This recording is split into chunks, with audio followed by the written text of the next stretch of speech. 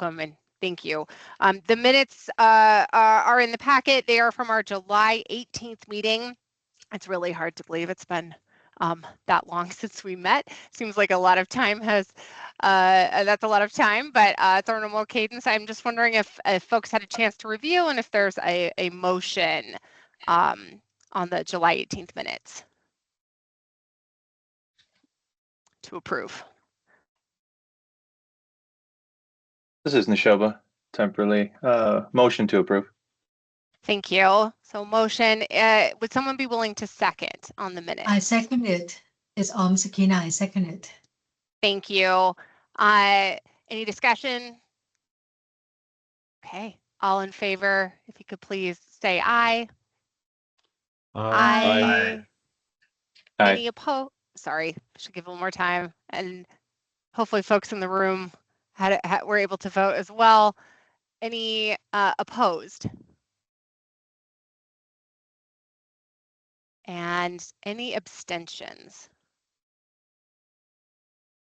Okay, thank you, everyone.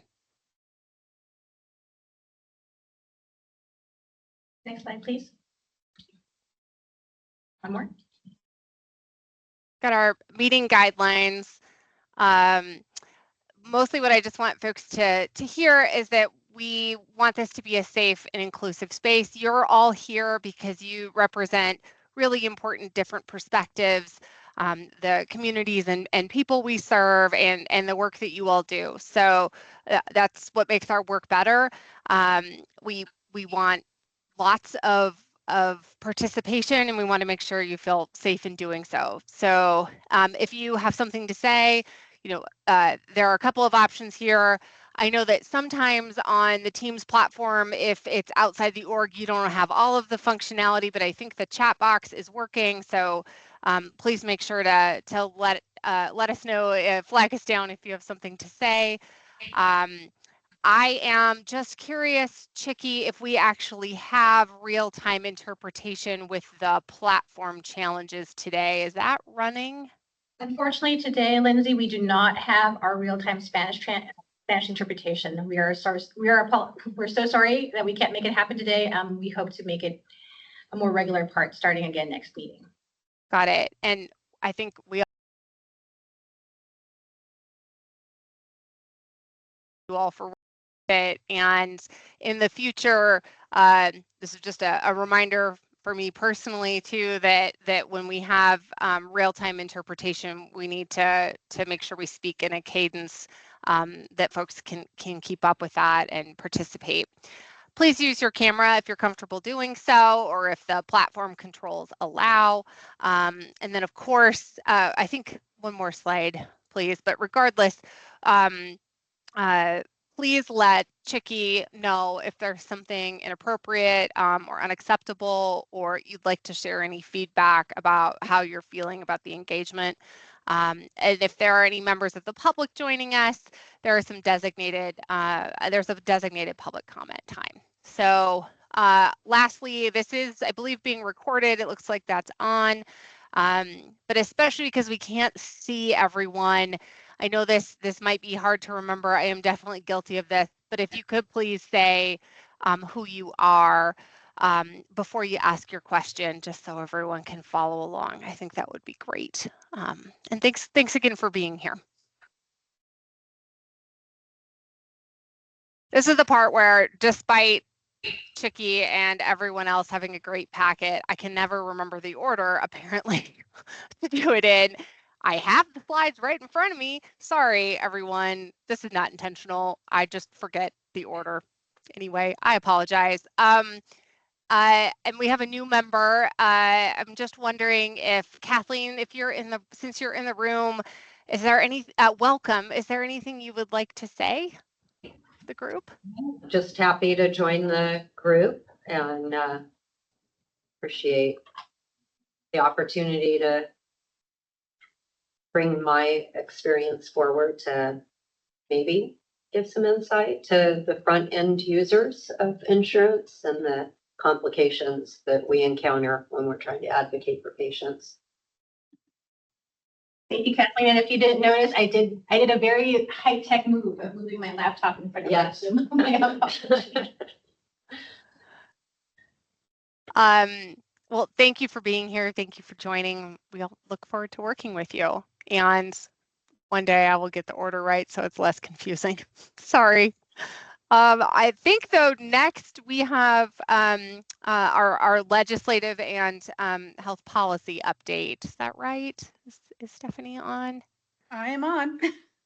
Hi, For some Stephanie. Hi. For some reason, my camera's not working, but at least the mic is. So You're I will fine. We can hear you. Just roll with it. Okay. We're I'll just flexible. be a disembodied voice today. It's going to be fine. When last we met, we talked about the issue that CMS was having on the federal platform with people being switched out of plans that they had no knowledge of or being enrolled in plans they had no knowledge of.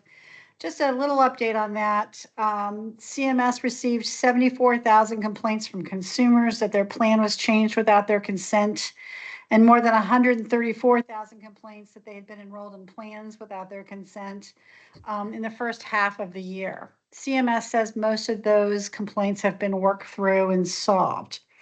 However, because of those complaints, CMS has put in some new rules just for the federal platform.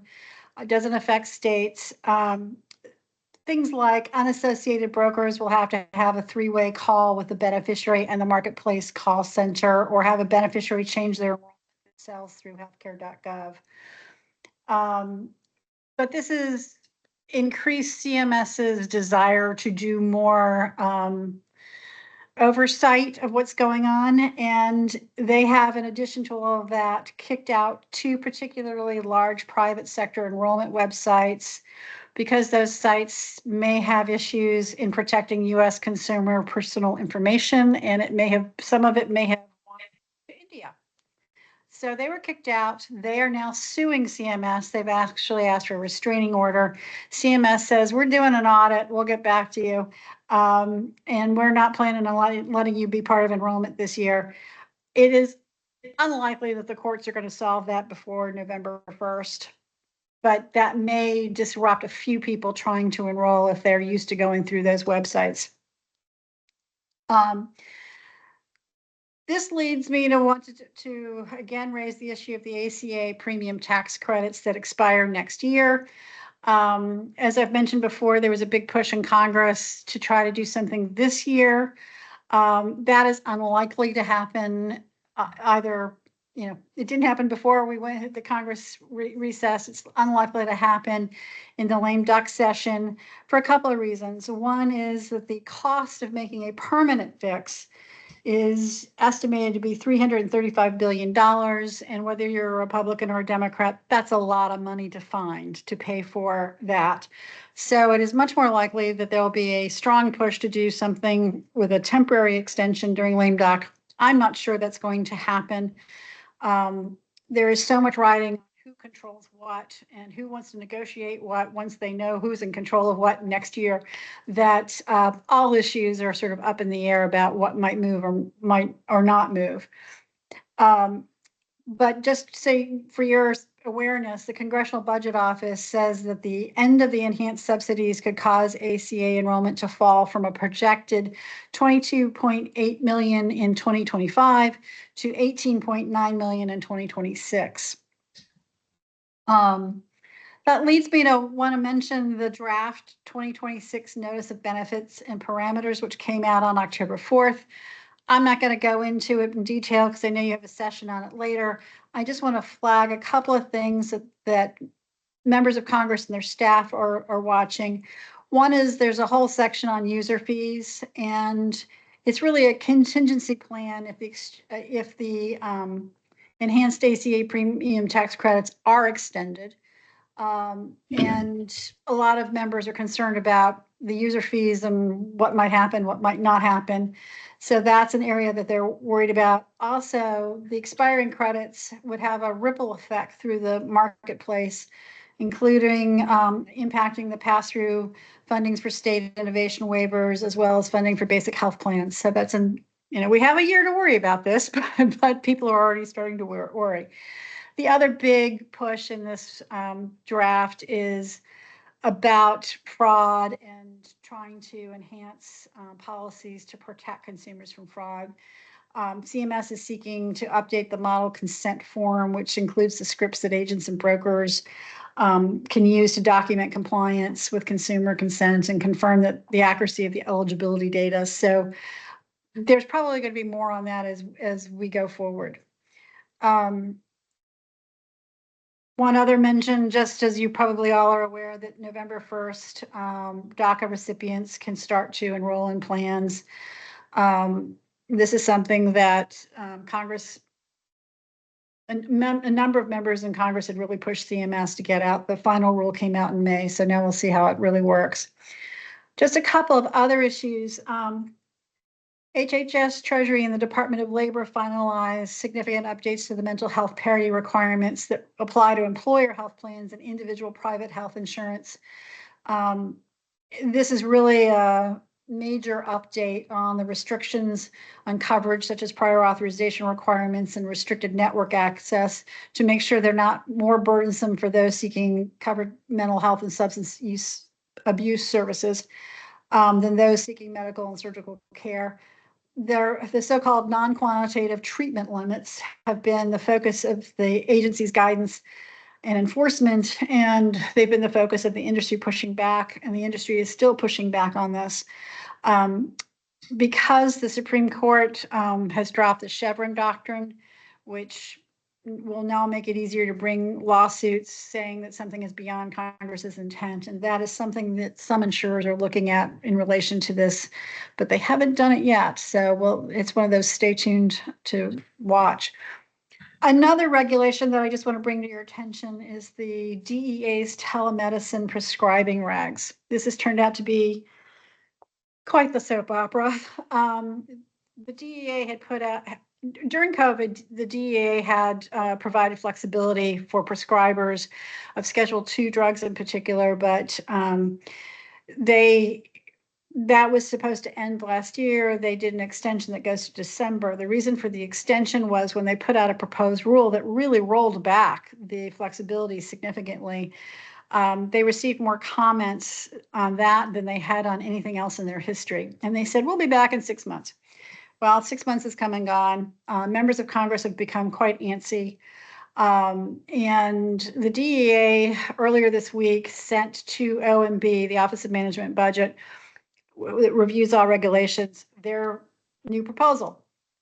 What has leaked out, and it's unusual for this kind of leak to come out, has not made members of Congress happy. So even though they're away, there are members paying attention. And it would significantly limit prescribers, the number of prescriptions a prescriber could do through telemedicine. It would make prescriptions for controlled substances like Adderall for ADHD much more difficult. And they're planning on doing a separate rule for I can never pronounce it, buprenorphine.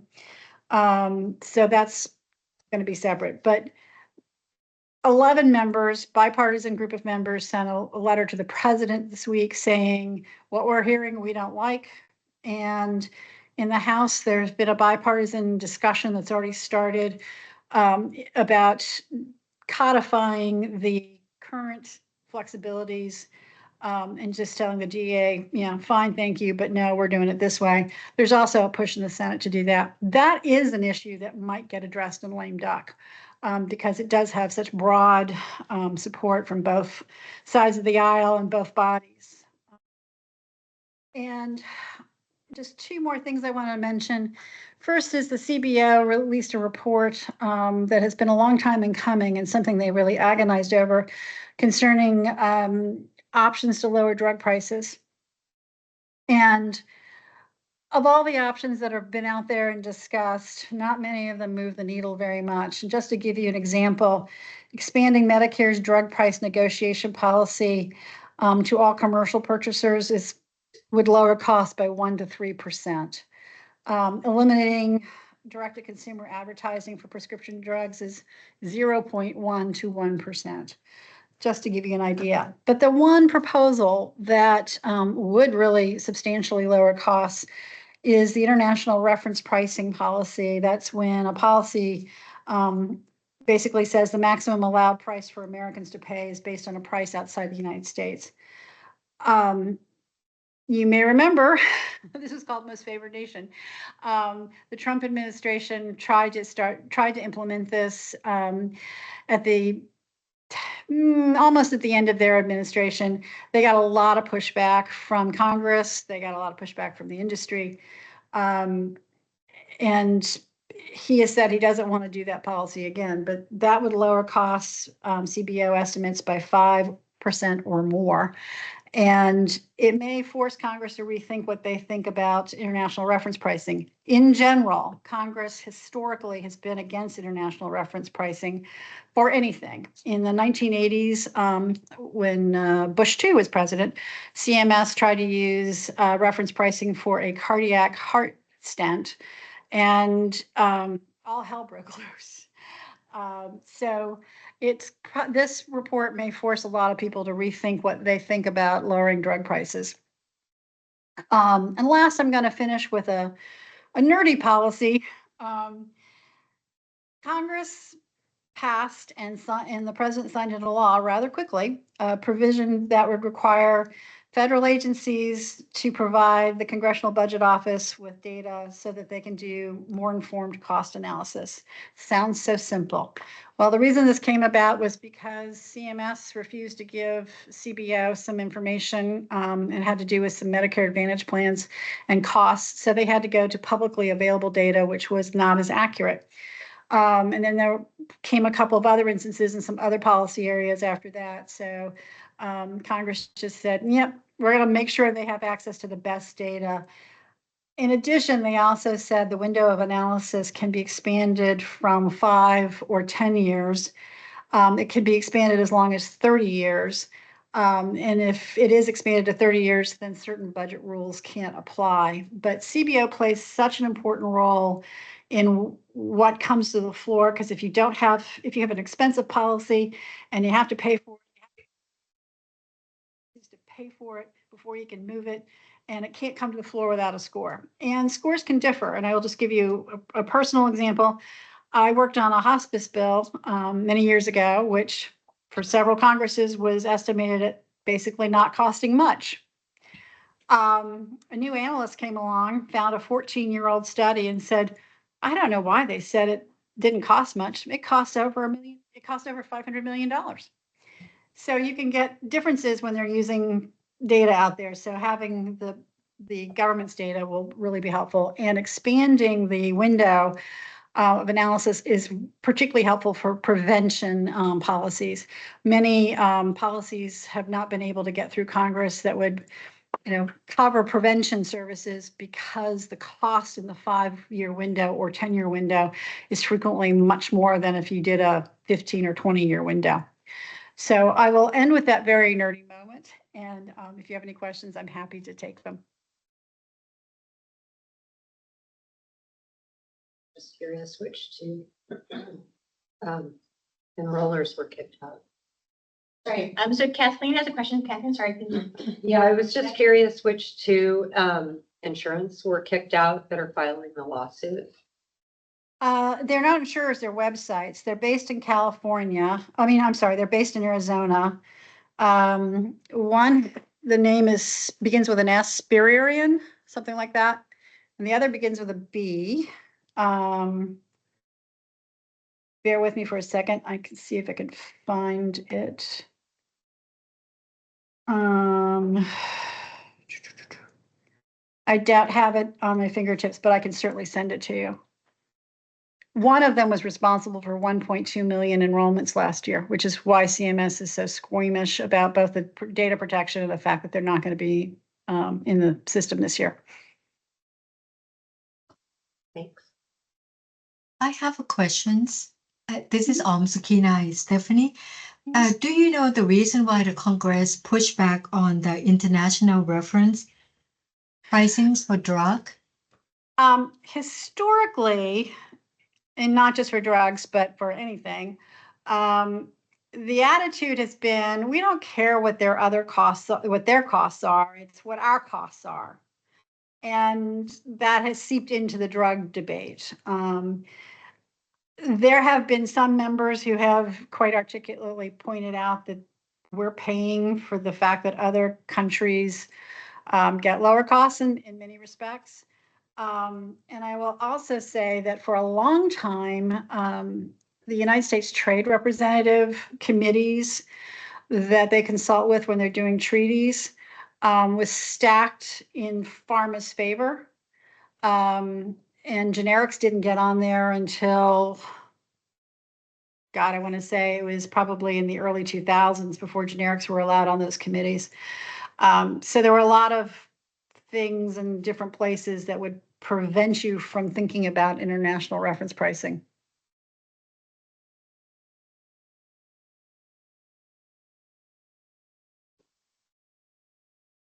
Anything else? I'll come with a lot of questions. I'm sorry. That's all right. Telehealth for prescribing, are they saying that that's going to require face-to-face encounters for these patients?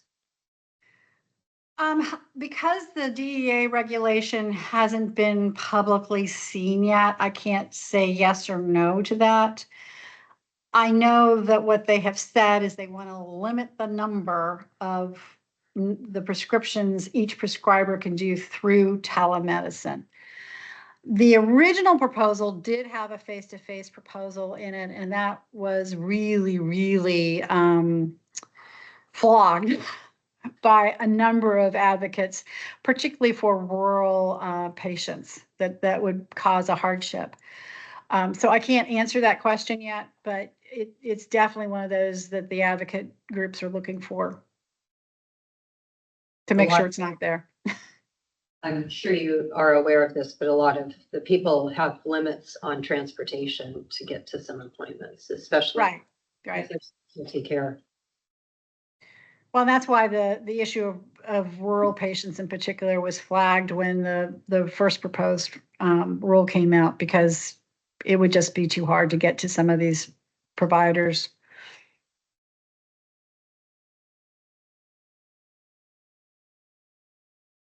Anything else?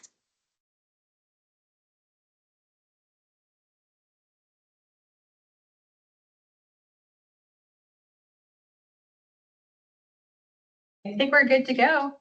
Okay, well, if something comes up, let me know and I will get you the names of those two platforms. Thank you. Thank you, Stephanie.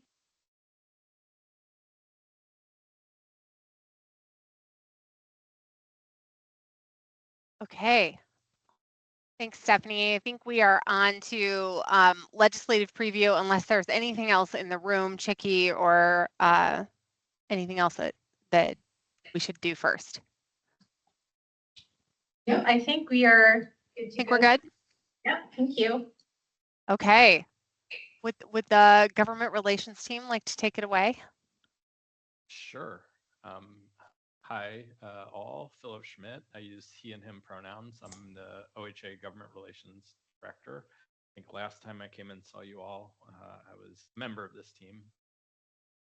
I will let our full team introduce itself as we go through this presentation. It's a preview of OHA's legislative agenda, and on your screen we have some key dates for the 2025 legislative calendar. And I'm going to let Matthew Green on our team run through. Oh, okay.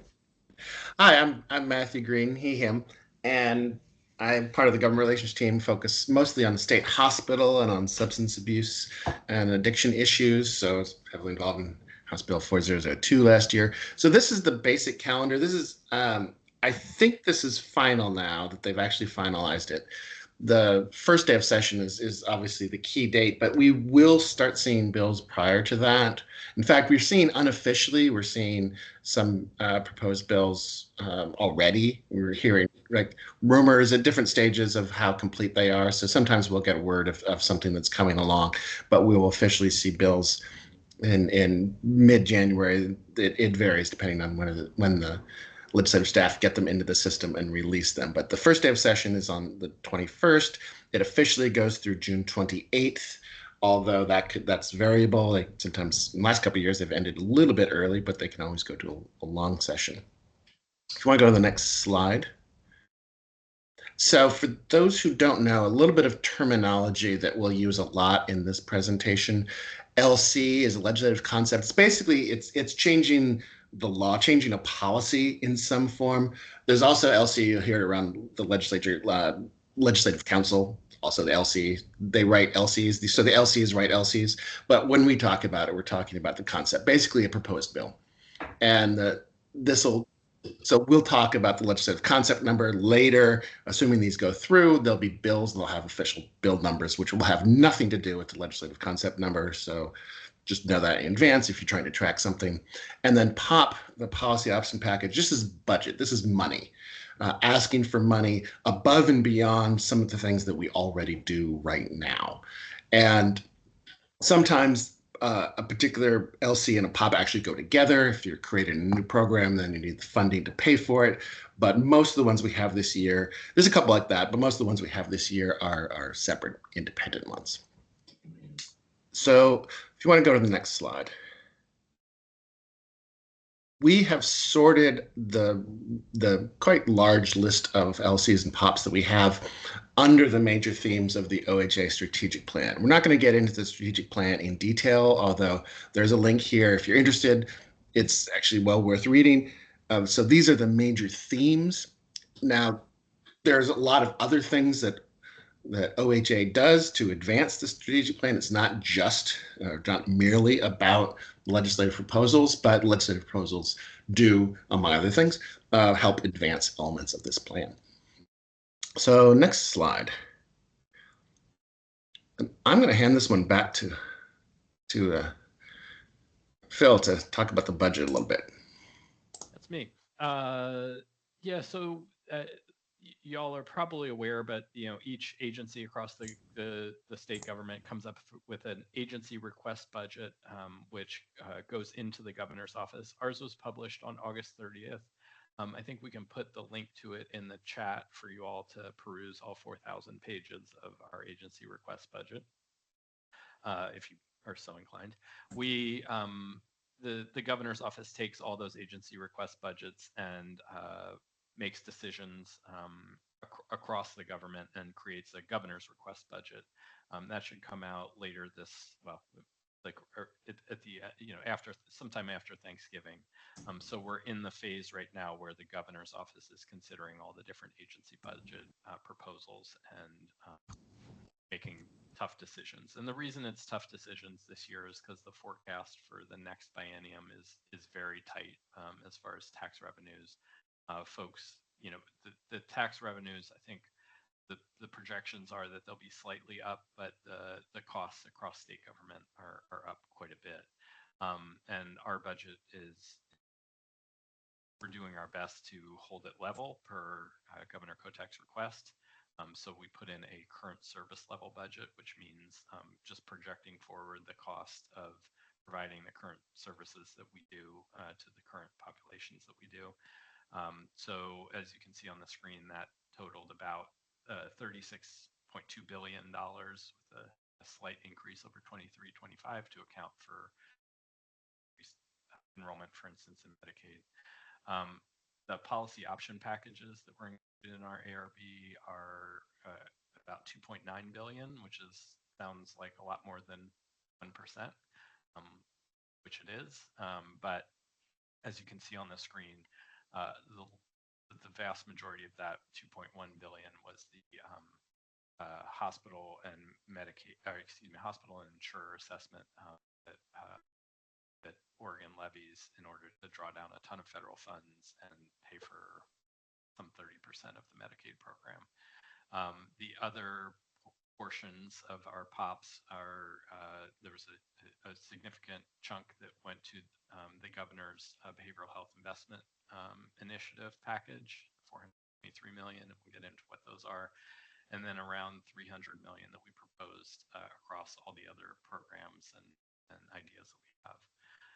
Of the budget, 6.9 billion is state general funds, and the remainder is federal funds, and of course that is mostly in the Medicaid program, as you all know. And then in our agency request budget, we've fully funded the Healthier Org. Go to the next slide and jump into some of these priorities. Matthew, do you mind taking juvenile restoration?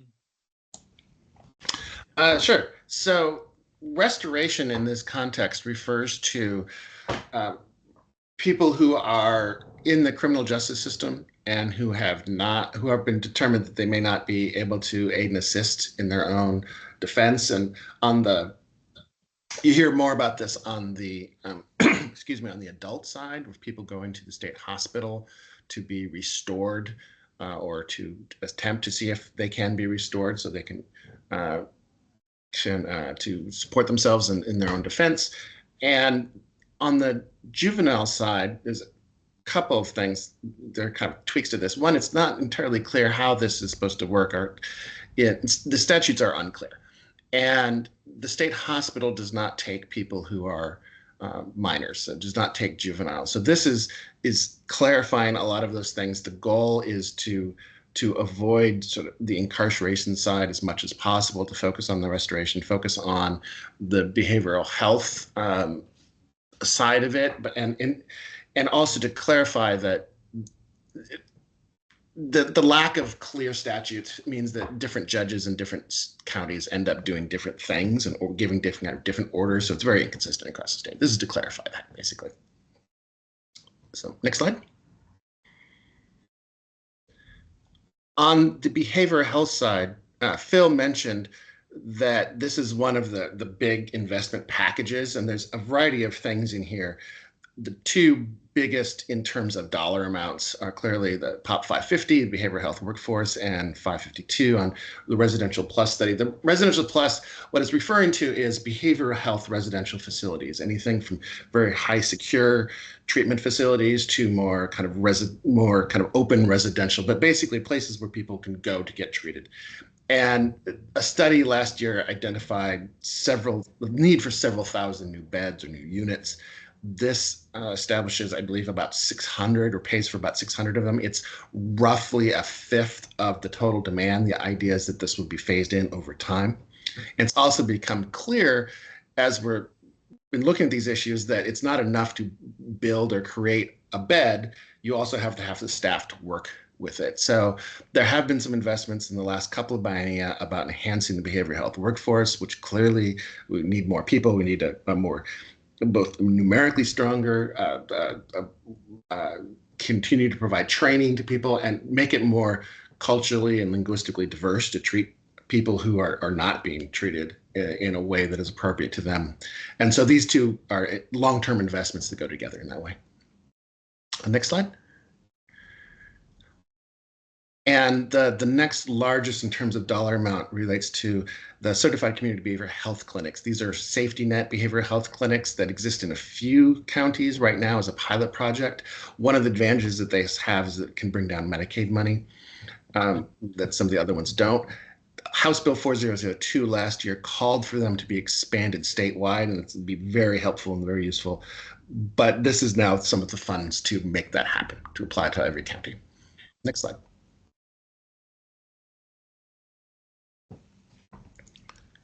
Who's taking so I'll jump. It's me, thanks. Hi, everyone. Mary Beth Milieu, she, her pronouns. I'm a senior policy advisor on the team, and I'm going to talk a little bit about some of our legislative concepts related to access to affordable care for all. The first one is LC 423. This is related to a federal requirement to make updates to Oregon's prioritized list. Right now, this is a placeholder. We're doing pretty extensive engagement around this concept, and we'll know what direction this will take in the coming days. But right now, this is just a vehicle for those potential changes. And the other one I'm going to touch on is LC 470. This is related to the large funds that Phil talked about at the beginning of the presentation. And John will get into the hospital and insurance assessment a little more deeply in some of our POPs on a future slide. So if you want to go to the next slide. Hi, everyone. John English, he, him. My portfolio includes Medicaid, education, home and community-based services, and external relations. I'll speak briefly here on POP 408 and 417. So POP 408 is medical benefits for incarcerated individuals. This is the state funding share of one piece of our 1115 demonstration waiver. It's carceral reentry, so really looking to create a limited OHP benefit package for individuals who are in carceral settings for up to 90 days pre-release. So these are things like medication-assisted treatment, case management for housing benefits, clinical consultations, help enrolling in CCOs. And this really spans both age and facility type. So any type of carceral facility, youth, adults, etc. The POP 417 is reinvesting OHP bridge savings. So the the OHP bridge went live in July, as you know, and there of the 100,000 people that are eligible, there's a subset, about 10,000 who are dually eligible for both programs. So these are folks that may be here on work or employment visas. And the proposal here is to move that group of folks over to the bridge program, thereby pulling down more federal funding. And the $56 million that you see there represents the savings that would be realized with that shift. It remains to be determined how those monies would be spent, but that is the proposal. Next slide. These two at the top are the hospital and insurers assessment renewals that Phil spoke about at the top of the hour that make up a big chunk of how our Medicaid program in Oregon gets funded.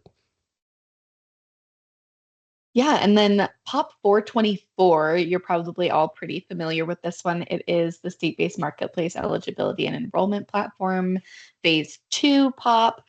This 25 million number is an estimate. Right now we're in the final or the later stages of our RFP. So that number will be updated at some point. And we could go to the next slide, actually. I'll move through really quickly. I'm M. Drogi. I use she and they pronouns. I'm going to speak to some of the LCs and POPs on fostering healthy families and environments. The first one is LC 446, which is protecting youth by closing tobacco loopholes. In the state of Oregon, all tobacco laws are silent on synthetic oral nicotine products. Synthetic oral nicotine is not derived from tobacco, but is just as harmful and addictive as tobacco products. This LC is really aiming to amend the definition of tobacco products to include synthetic oral nicotine products. It's closing home delivery loopholes to ensure that youth aren't able to purchase tobacco products online and have them delivered to their homes. And it also gives OHA authority to hold retailers responsible for tobacco violations instead of punishing youth. So this one is really focused on protecting youth in the state of Oregon. We also have LC 460, which is updating newborn blood spot screening. For those that don't know, newborn blood spot screening checks for genetic conditions that a new baby may have so that families and doctors can immediately start providing care to that baby over their lifetime. The most important thing that this LC is doing is that it will require coordinated care organizations and health insurance companies to cover the cost of newborn blood spot screening so that there is no barrier of cost in order to get this done. We can move to the next slide. I will also speak to POP 410, which is public health modernization. Public health modernization has been around since 2013, and these investments make it possible for Oregon Health Authority, tribes, local public health authorities, and community-based organizations to strengthen the public health infrastructure so that people in Oregon can have access to life-saving protection in order to thrive. The $5 million investment will support with addressing congenital syphilis and other communicable diseases, immunization rates for children and older adults, and harms to health during climate events. And John, I'll pass it back to you. Thanks, Em. The Kids POP 555, per the acronym, is focused on increasing behavioral and mental health services to students in schools. There are 5 big pieces to this one.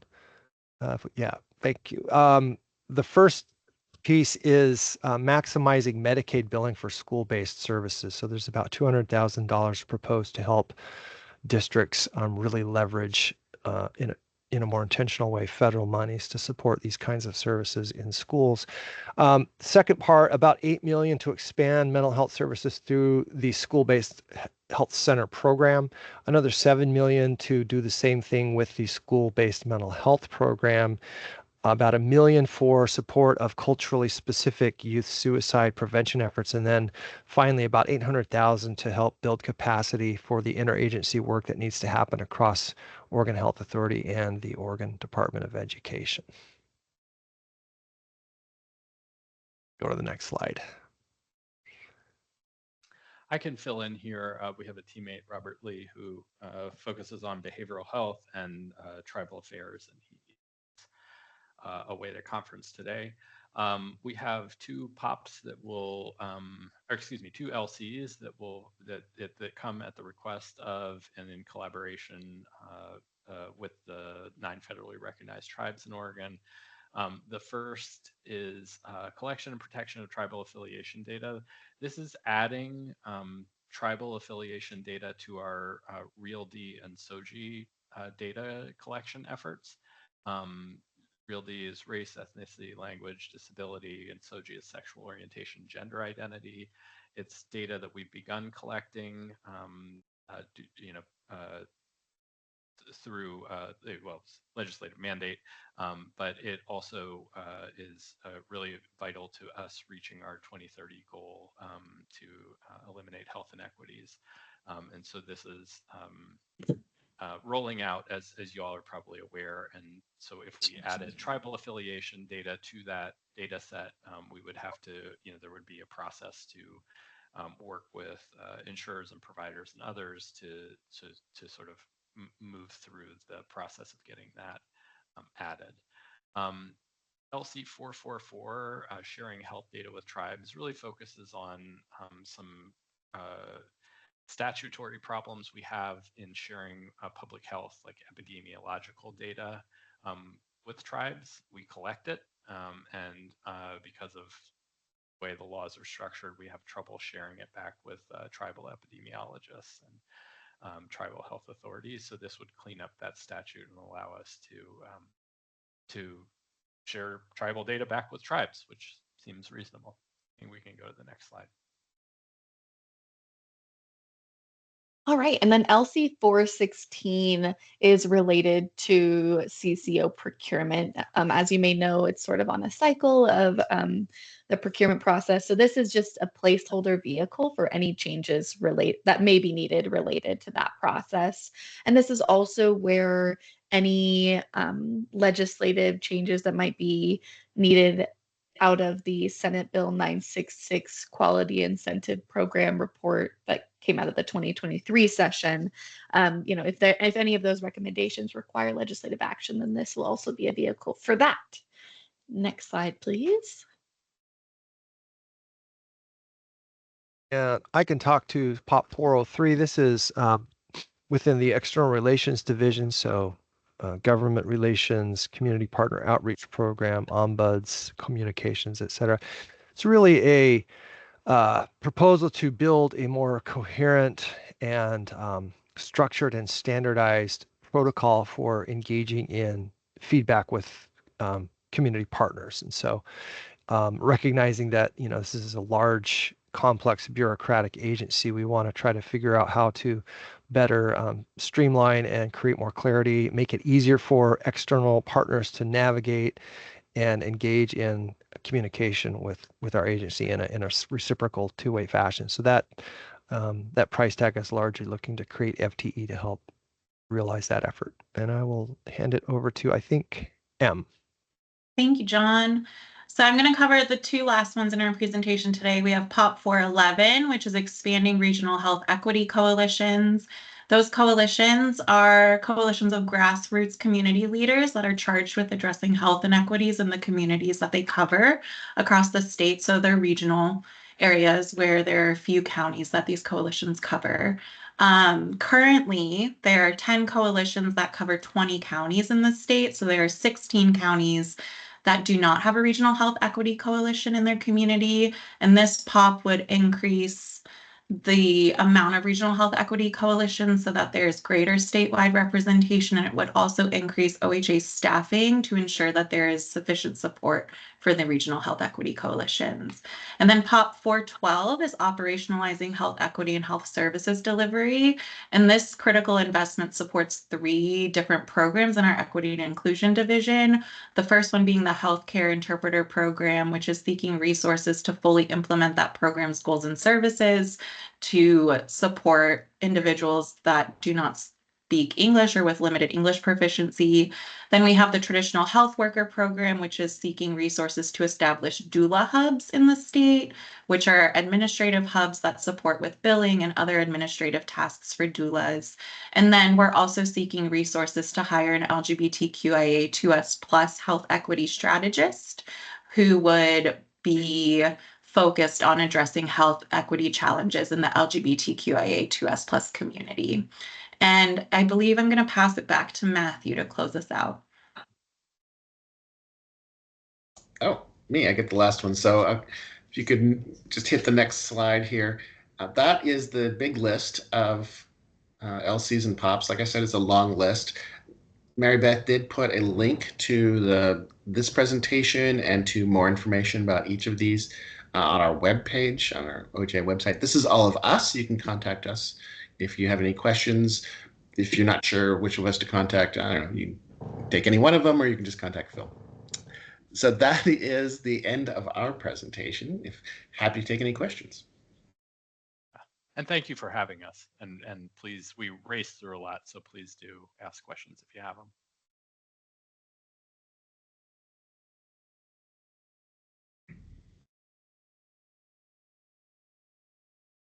No questions in the room? Anyone from the virtual room? Hi, I have a question, but I'm wrestling with my cat to get my my headphones working. Apologies, there you go. She's left me. Charlie Fisher with Osberg. Thanks for being here, guys. And a question about the money, like I forget what it was called, the BHP like money that we're getting by moving people over to BHP.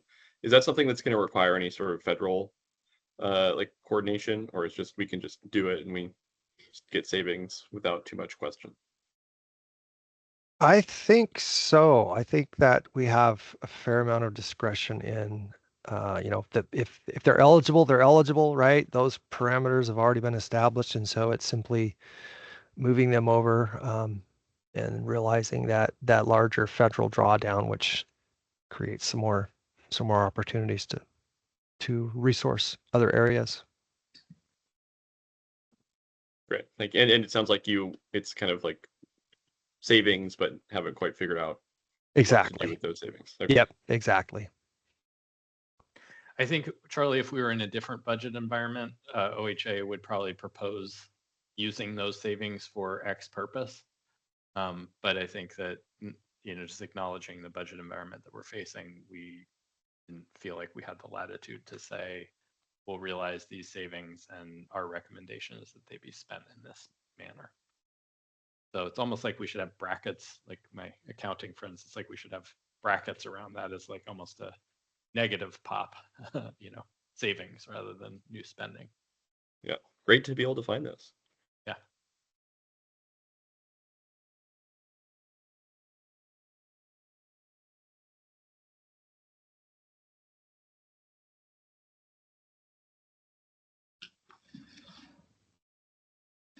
Okay, I'm sure if you can't think of any questions today, there's a long list of fantastic government relations team members that I'm sure if you hit one, you hit all of them. If you can't think of a question today, I'm sure you can email one of them or email me, and I'm sure I'm happy to forward to our government relations team for your questions that may pop in your brains. So maybe 5 minutes from now or 5 days from now, it'll make it to our government relations team. So thank you so much, Phil, Mary Beth, and team for joining us today. We know you're very busy, so we appreciate the overview. Thank you. Just a reminder, if folks are looking for those email addresses, that slide is also in your packet. I think it is slide 26, so that's a good one to hang on to. I think we are doing one more introduction before we transition to state-based marketplace. Hold on, I'm trying to make my screen cooperate, but here we go. I think, sir, do you go by William or Bill Kramer? Or Bill. what? Bill is Okay. fine. Hi, nice to meet you. Thanks for being here. I understand that you are our new liaison to the Health Policy Board. Would you mind, if you're comfortable with it, sharing a little bit about that connection and about you, and just so folks know who you are? Thanks very much, Lindsay, and thanks, Chiki, for inviting me to say a few words. I'm Bill Kramer. I'm a member of the Health Policy, Oregon Health Policy Board, and I'm the designated liaison to the Health Insurance Marketplace Advisory Committee. The role of liaison is, I'm not a member of the advisory committee, but it's an opportunity both to share with you the board's priorities, but more importantly, to hear what is happening with the work, the very important work that this advisory committee is doing. We have similar liaison roles for many other committees that operate in the state. So I'm happy to participate, answer any questions, but also listen and learn. From time to time, I may weigh in with a something, a thought, particularly if it's relevant to some work that the board itself is doing. What I'll just say at this point, though, is that one of the priorities of the board is affordability. And there are kind of two elements of that I think are very relevant to the health insurance marketplace here in Oregon. One, of course, is the issue of the enhanced subsidies that was discussed earlier, and the threat that that might not continue. That depends a lot of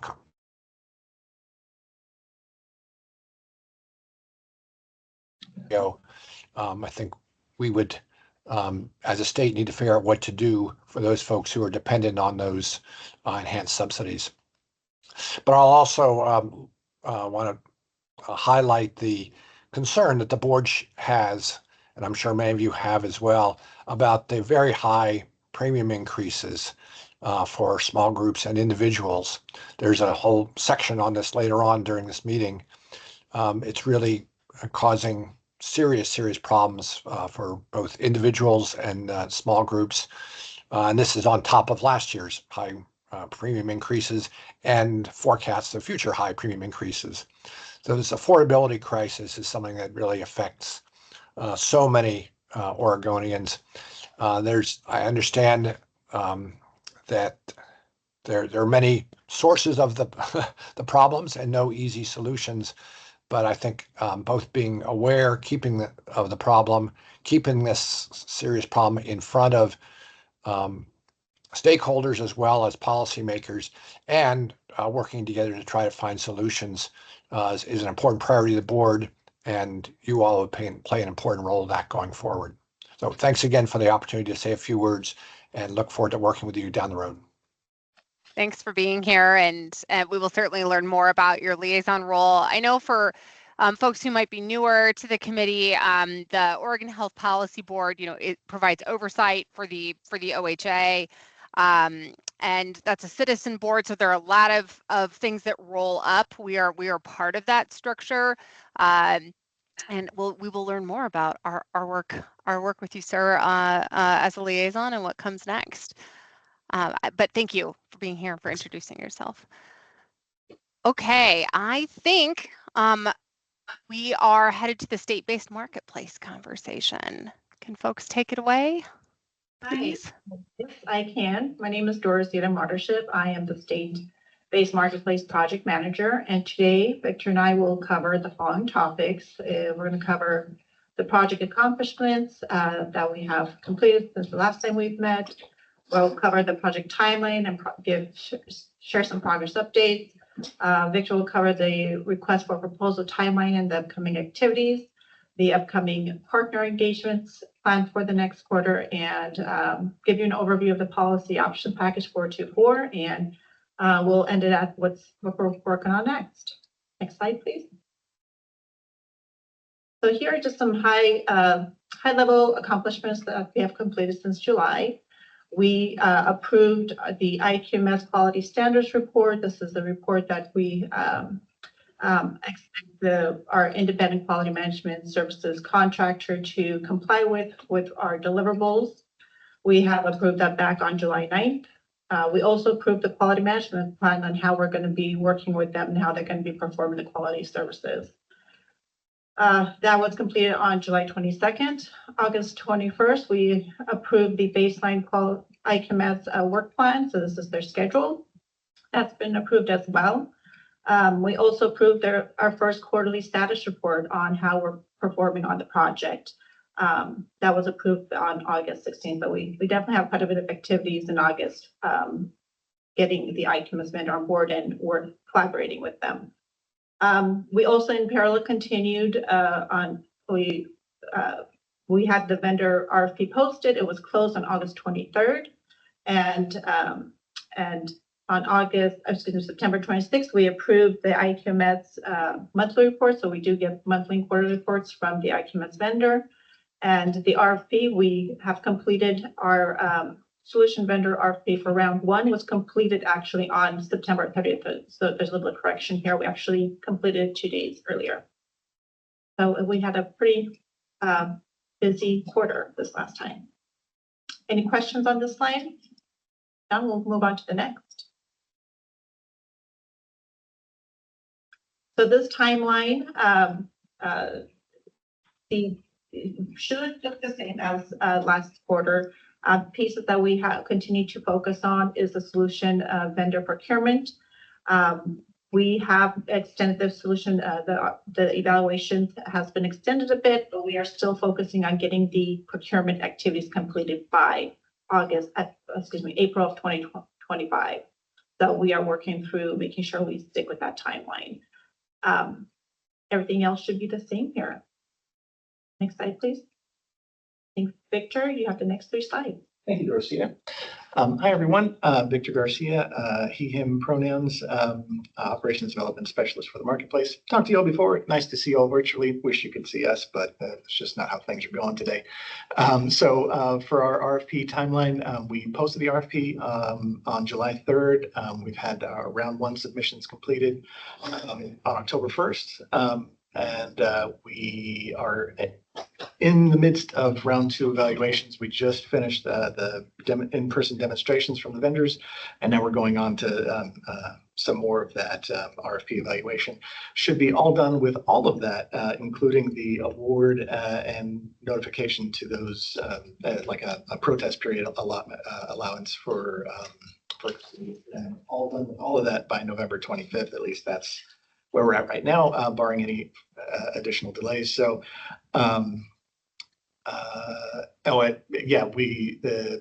the initial post ended on August 12th, and that's when the original submissions came in. I didn't mention that at the beginning, but so yes, we're just finished with the interviews and demonstrations, and are now kind of jumping into the sandbox where we're going to be able to try out some of the features from those vendors. And some of our evaluators and helping us out with that, including external partners, people from insurance companies and insurance agents. So very appreciative of all their help as well. And we wanted to make sure we had that kind of input from people with sort of hands-on experience with the offerings to get that as well. So looking forward to that outcome. I think just based on what we've seen, we're going to be good either way. You know, whichever vendor we get will be able to give us a good solution. So we're just looking for the best option for us. Next slide, please. So upcoming partner engagements. This is just stuff that's specific to where we might deliver messaging or information about the SBM project. We may also deliver it in other forums, but this is where we know we will. I only mention that because if you saw the list of all of the partner engagements that the marketplace does, it's like it dwarfs this. It's very big. So this is just places where we're going to be talking about this specifically. So we have the SBM project newsletter that comes out, I think quarterly. Yeah, it's a quarterly one. So this month, October 25th, and then the next one would be in February. We've got our partner listening sessions coming up, and that's where we speak to specific partner groups. We've got agents, community partners, and carriers also. And so those are this month again, and then also January, and we do this quarterly as well. Written legislature updates also quarterly. So we just submitted for approval our most recent one for this month, and then again in January. Industry communications, that's where we speak with carriers. That's a meeting held by the Division of Financial Regulation, DFR.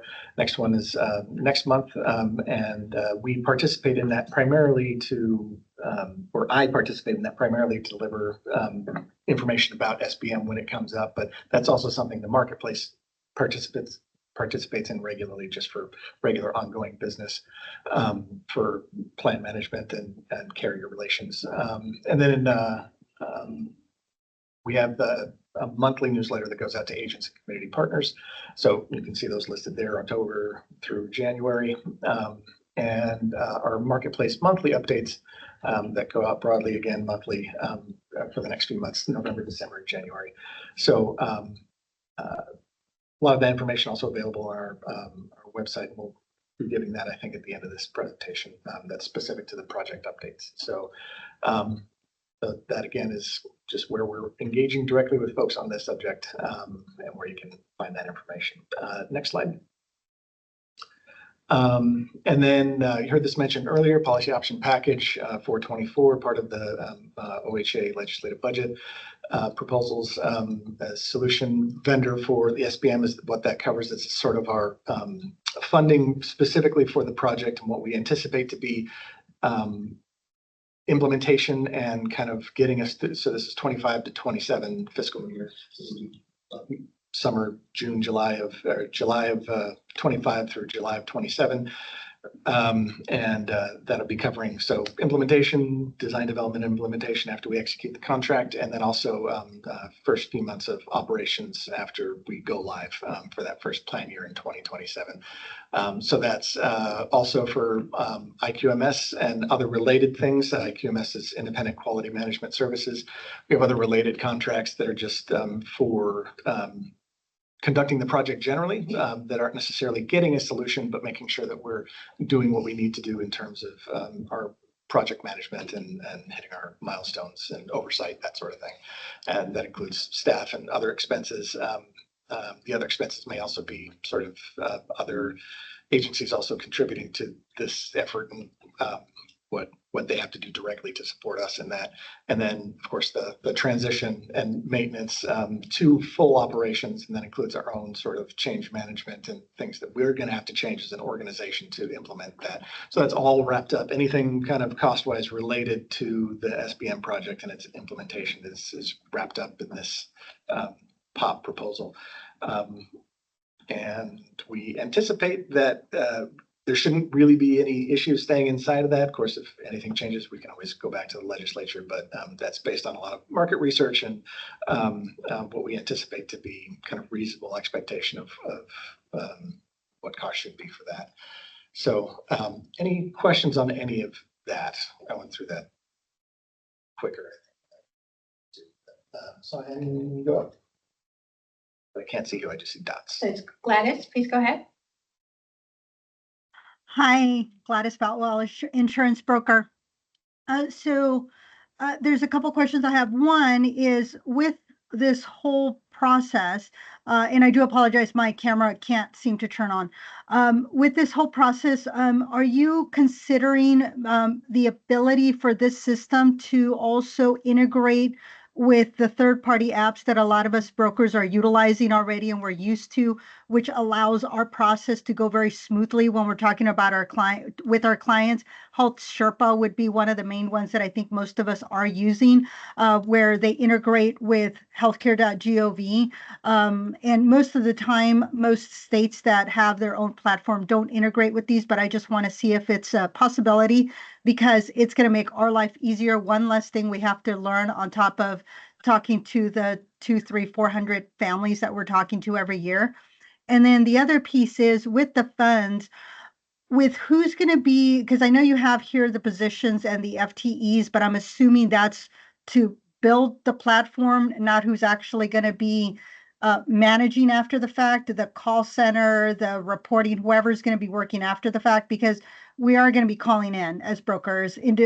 Families are going to be calling in directly to get their enrollments done. So I'm trying to picture the future of, actually, I'm trying to picture the future so that y'all have in mind what brokers are going to have to deal with, not just the building of it, but the user end, which is going to be us brokers. Definitely understand both of those sentiments and both of those questions. I'm going to take the second question first, which is we are looking at, as part of our contracting with the vendor, it's not just the technology platform, but also a contracted consumer assistance center that does this work specifically. So that it kind of already knows SPM, ACA. So the staff that we're requesting will include staff that will continue on afterwards for management of the platform, management of that vendor, and also to handle kind of more high-level consumer interactions. So things like appeals, tier 3, like complex cases. But so far, at least from what we've seen from testimonials from other states and people that have used these vendors, we can expect a much, much better quality and level of customer service with that kind of under our control than what is currently being gotten from the federal platform. So you should see anytime you need to call in or contact us, whether you're talking to our contracted call center or one of our own kind of staff, that everything should go a whole lot smoother and a whole lot faster, because it will all be specific to our instance and to our kind of oversight. So yes, to answer that question, that does include management staff after the fact. Also, too, this is still kind of all on paper. As we go, we get into implementation. If it turns out that we end up needing more support for whatever reason, or need to kind of make adjustments, we can do some fine tuning along the way. But for the most part, we have a pretty good lay of the land and understanding of what's needed to manage those contracts afterward, and should have the capacity to do that. So that's that part. In terms of the third-party apps, they're in the FFM, they're known as EDE, or I forget what the acronym stands for. Enhanced Direct Enrollment Providers. So they are sort of facilitators of enrollment, where websites where people can go and have an additional portal, but also, as you mentioned, integrate tools with agents to kind of streamline that, because the FFM is really so lacking in terms of direct tools that agents can use to manage their clients' books of business, application statuses. It's fairly limited. So the reason states don't ordinarily do that when they change to an SPM is that it creates a regulatory burden. Right now, the feds handle that. The EDE program is something handled by CMS and at the federal level. So they go through a lot of certification. The companies are very capable and for the most part do that business very well. It's just that when that comes to state regulatory authority, now we're in charge of that. So we have to set up some kind of structure to be able to approve all of those entities and to be able to do that same sort of thing. And so we're currently assessing like what an anticipated cost of that will be. It would include more dedicated FTEs just for that. And we're because the platform we're seeking has way more robust tools for agents to use to track books of business, at least from what we've seen so far. It's miles away from where the FFM is at. So it should make those things easier, but it would, we understand, be a different or additional tool that we aren't currently using that would need kind of a learning curve. So ultimately, probably, if not right out of the gate, probably not end up supporting the things like Health Sherpa, but we understand the value of that. So because the vendors do have experience with that as well, we're looking at ways where we might be able to make that possible without incurring too high of a cost. And that's kind of the balancing act. all the extra folks and all the extra kind of oversight that would be required in order to allow them to do business, to make sure that we're not allowing any kind of ways for people to kind of enroll, as we've seen kind of some issues with enrollments that aren't authorized. That's one kind of area where they can enter is that interaction. It's not necessarily the EDA provider's fault. Sometimes it's just the way the state chooses to do that, or that interaction or the regulatory framework for agents in that state. But it is an additional consideration that we have to look at. So really, it's less of a principle thing, and it's more of a do we have the funds to invest in that kind of an effort, and will that kind of result in an equivalent amount of return on that investment? So that's all to say, we're still looking at that, understand the issue for agents, but in the event that we aren't able to provide that, the tools that are available and whatever we get will be much better and easier to use than so I hope that answered your question for now. Yeah, I think so. And I think I have one additional question that I kind of thought about. Is there a process that's being considered right now with all the people that are already enrolled? Are we going to have to re-enroll them like we did back in 2013, where we're starting from scratch? Or is there going to be a way where everything is going to transfer from healthcare.gov into the state system, so that as agents, we're just going in to verify and doing our thing versus having to retype in everybody's name, social, email, at all the things that right now we're just verifying and we're like, is this it? Yep, click, click, click, we're moving on, versus the hour that it would take us to. So it's instead of a 15-20 minute renewal, it would turn into an hour because now we're having to retype in everything. That is a great question, and one we've thought about too. And there are a few areas, and this is one of them, where we're actually kind of luckier to be later in the game of transitioning to an SPM, because we see examples of other states that have already been able to improve on how that works for agents and keeping them connected to their clients that they already have authorized under the FFM. So there are several mechanisms where that information can be matched up during data migration. So we got to get that information from the FFM about the people coming over, and if they have sort of authorizations, plan selections for auto re-enrollment, that sort of thing. And that includes agent of record, or the agent that they've authorized to be on their account or be their authorized agent. So it looks like it should be kind of the second way you mentioned, where it's going to be more of a going in and verifying, matching agents with NPN to the existing customer record, and just making sure, as we kind of implement and do the testing part of that's all matching up correctly before we actually get to like a go live state. So there'll be time for us to go over that as well. But the plan for now is to make that more seamless and not have it sort of be a from scratch thing, but it's sort of a continuation, just under a different portal, different tools that hopefully are a little easier to use. Okay, thank you.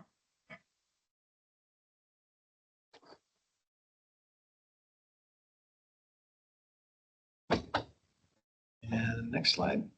And then on for what's next. I'll take that on. Yep. So Dorothy again. So what's next? So what we're focused on this next quarter is we continue to work on obtaining stage gate 3 endorsement. This is a requirement from DATS for us to complete before we can execute a contract. So we will finish up on the evaluations on these proposals, and then when we select that vendor, we'll begin our contract negotiations with them and go through our process to get everything finalized and execute the contract. While we're completing those contract terms, we will be working, as we're getting those details, we'll be able to complete the rest of the artifacts that are required for stage gate 3 endorsement. It is a 10% budget, so a closer estimate of what the cost will be, what is agreed to in the contract. We'll build out a more lower level implementation schedule. The scope, we'll firm up the scope, making sure the scope is accurate.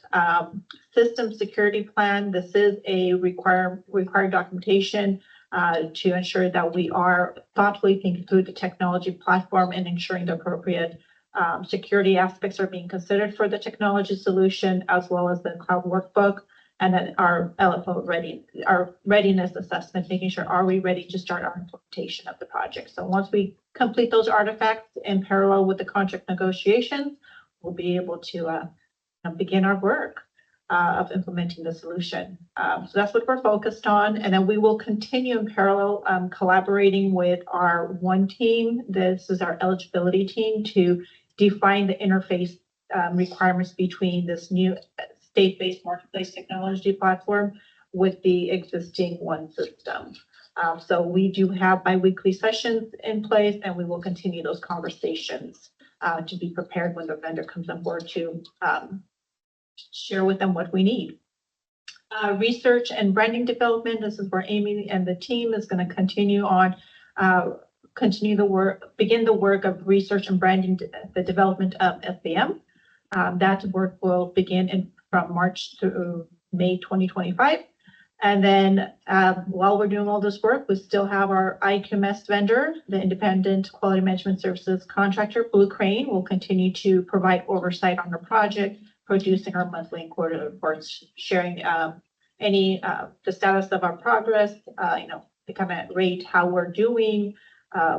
Red, yellow, green are the colors we typically use, and if there are any risks we need to be focusing on, and so on. It will continue.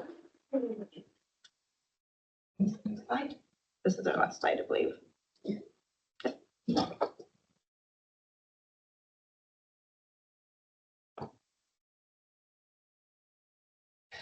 Perfect timing, just finished.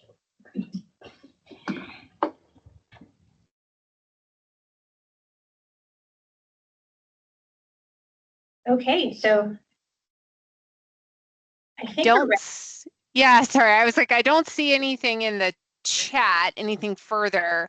So I think we're off to Bridge. I would also just like to say, I'm really pleased the Bridge graphic is back. So on that note. We have Amy. This is a great. Sorry, this is a great bridge too, and super appreciate that comment.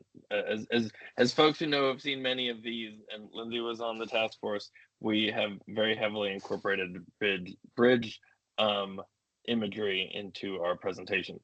That said, I know Sean has limited time here. I just, like, my couple slides are pretty self-explanatory. We have an enrollment update that y'all can look at without me talking about it, and a brief announcement that we have established at the direction of the task force that was created a couple years ago, the Oregon Bridge Advisory Committee that is really modeled after the HIMAC and the Medicaid Advisory Committee, to provide a similar level of transparency and guidance to the agency as we continue to implement the program. And with that, I'm going to pass to Sean and maybe suggest we skip a couple slides, because I think the comms and outreach update is probably the most interesting thing we have. So thank you so much for being here, Sean. I think we can go forward past the next two slides. Yeah, my name is Sean McNulty. I'm OHC's Member Communications Coordinator and heading into open enrollment. If we can go to the next slide, we've got a few things coming up in the comms world. Some of that's some new materials. We've been taking a very general approach that we want to get folks covered regardless of which program they're eligible for. So we've got both the marketplace and OHP mentioned in there, with the increase in, or the availability of OHP to people with higher incomes through Bridge being mentioned in these. So there's a flyer on the right side of this. Those materials have just been posted to the webpage this week, and we'll be adding the rack cards and social posts over the next week. We have those available at our OHP Bridge website. You can go to the next slide as well. We're also prepping some advertising. We made some slight adjustments to our previous ads around launch that mentioned more people now qualifying for free coverage, and then pointing at the OregonHealthcare.gov landing page for coverage regardless of your options. It's going to then point you to the window shopping tool from there to figure out what you're eligible for, and then direct you to which place to apply first. So really trying to keep acknowledge that most of the people that are uninsured are eligible for either marketplace, OHP, and then Bridge will be the smallest group of those. So trying to get people connected with whatever option there is there, and be inclusive of that. Beyond that, we do have other changes that are happening during this time. Specifically, the deferred action for childhood arrivals expansion of coverage is expected on November 1st, unless a court puts a stay on it, which we're still waiting to hear outcomes on. There's also an expansion of coverage in January for youth with special healthcare needs that are happening during open enrollment. With all those changes, we're really trying to prep the partners to support all of those things. The communications on that whole DACA change are being held until we have some certainty there, though we're if there isn't a stay put on it, we're implementing in November on that change. As a result of that and OHP Bridge having more of a role for OHA here, we will see some OHA side, like not marketplace channels, not federal or Oregon Health Insurance marketplace channels promoting open enrollment a little bit more, talking about the DACA change that's happening and some of the marketplace transition messaging specific to members who have been referred to to their state Medicaid agency in the marketplace parlance for a decision and trying to get them to understand what's happening while they're waiting for their decision back. So part of that will be putting together a transition page for the OHP Bridge site that's specifically speaking to that, as well as similar content for partners over the next few that will be spreading during open enrollment. I think I have a couple more slides here about some little bits of data we got. For targeting these ads and whatnot, we were able to use the Oregon Health Insurance Survey, which had some great news last month that only 3% of people in Oregon are uninsured. We're up to 97% coverage. A bunch of policies have contributed to that, including OHP Bridge, but also Healthier Oregon and Continuous Eligibility are major contributors. Seen some great progress on certain ethnic groups getting far more covered than they were previously, even though disparities still exist. On the next slide, though, we have a new dashboard out that shows like demographic crosstabs and whatnot of the uninsured population. This has both the uninsured rate by region on the right side, as well as the totals of where we expect the uninsured are.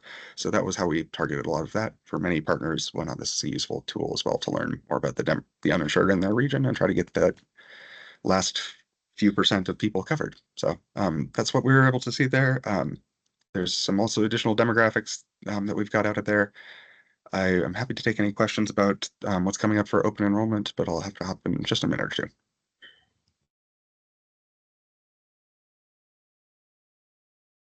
And particularly with the last point on this question, the main reason people don't apply for OHP being that they think they're not eligible and make too much money, which often is not necessarily a correct assumption. That has particularly changed with OHP Bridge now being available. So trying to get people to reprompt that has been one of the main focuses.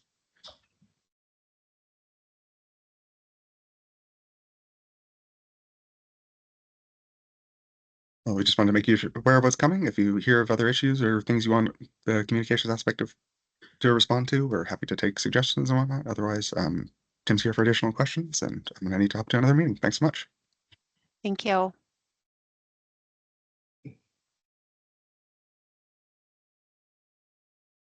And sorry, just to confirm, I know, Tim, you skipped a couple slides. There was nothing else you wanted to cover there. No, really just a brief enrollment update and the announcement of the existence of the Oregon Bridge Advisory Committee, and rather than give all that again, I'm happy to be quick so y'all can also get back on time as well. Okay, just wanted to check. Thanks. I see your note in the chat as well.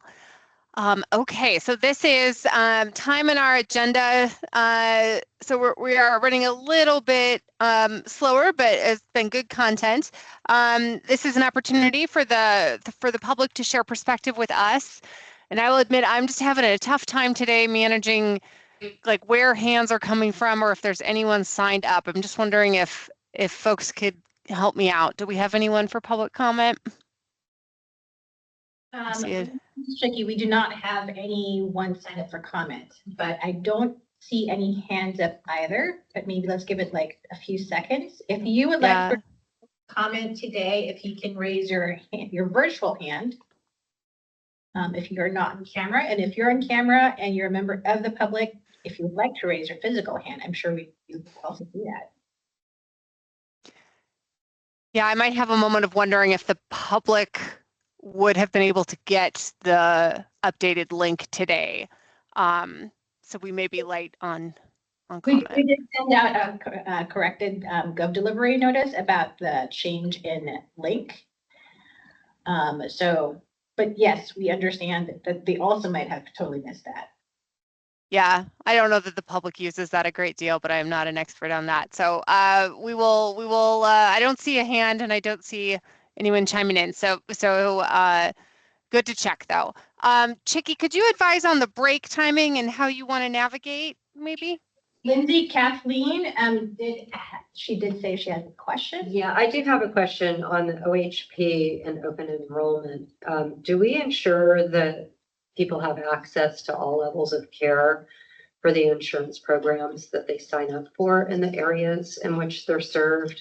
Example, people in Eastern Oregon, insurers offering them the ability to have home health services, skilled nursing facilities that are offered in their own areas.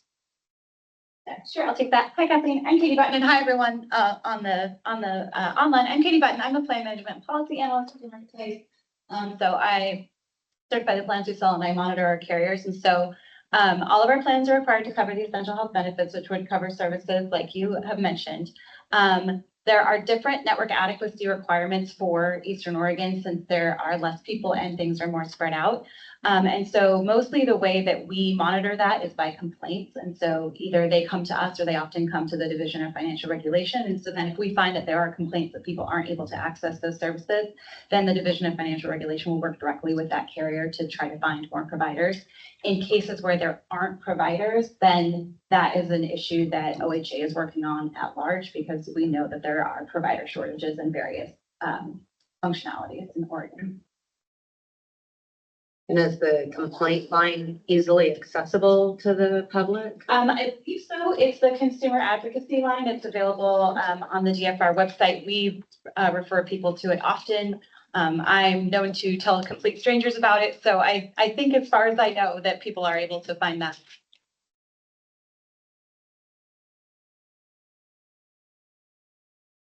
Thanks, Kathleen. Lindsay, back to you.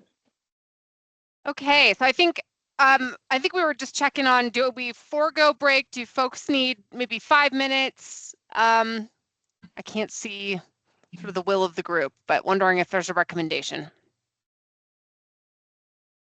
So this is in recognition that for a variety of different reasons, we're running a little longer than our projected agenda. So we would like to look to the virtual room to see if you would like to hold a break. It's currently on the agenda for 10 minutes, or if you want to shorten it, or do we want to just take breaks as we go, but move forward with the agenda? I see a vote for skipping break in the chat. Speak now or...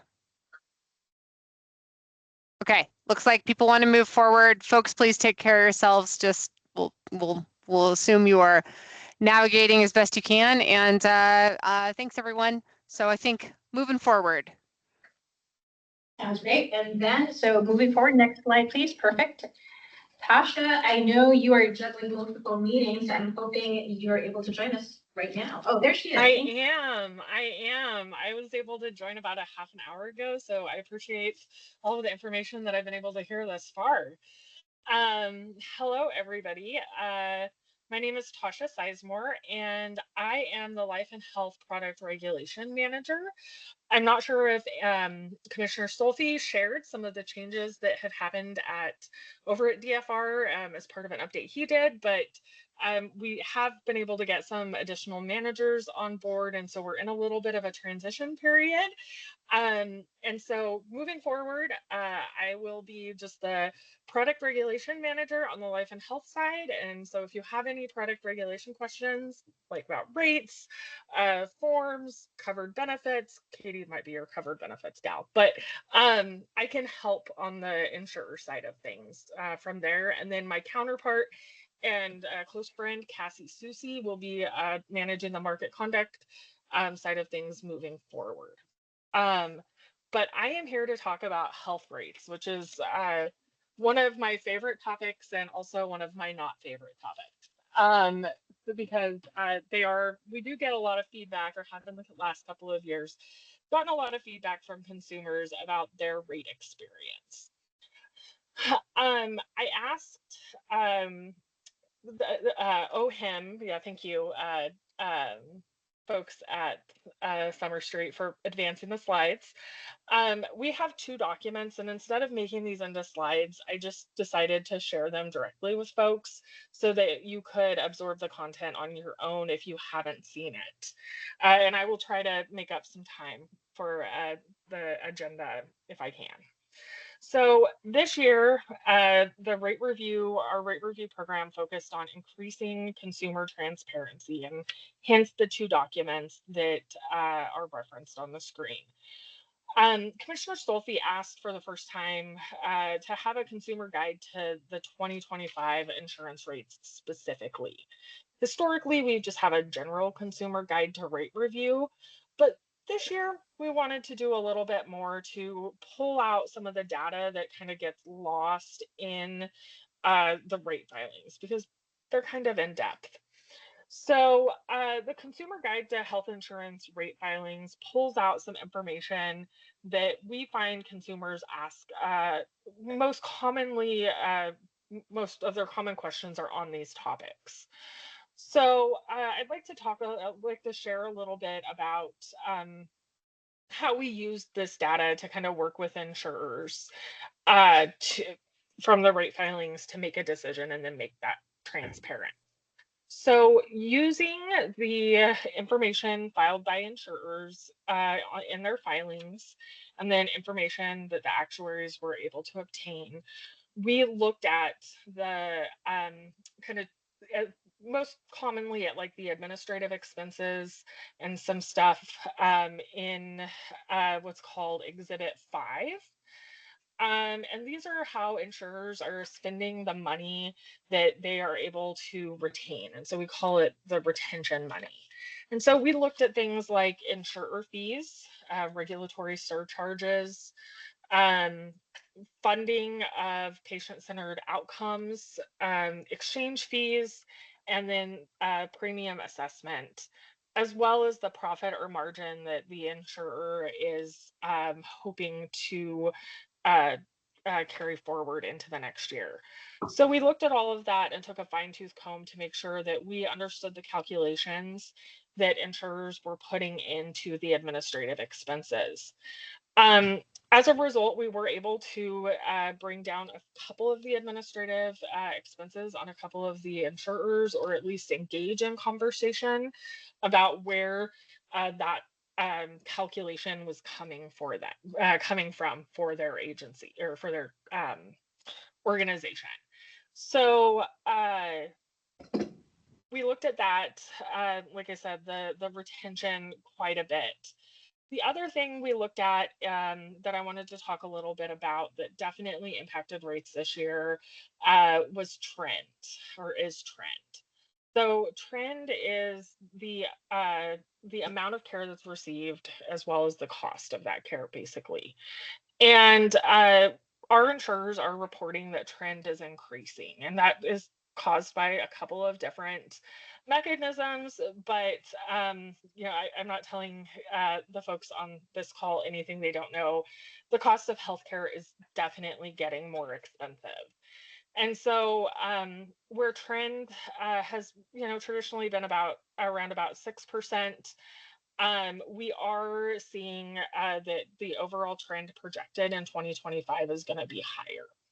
So I just wanted to, you know, share that as one of the things that the actuaries determined in the process of rate review.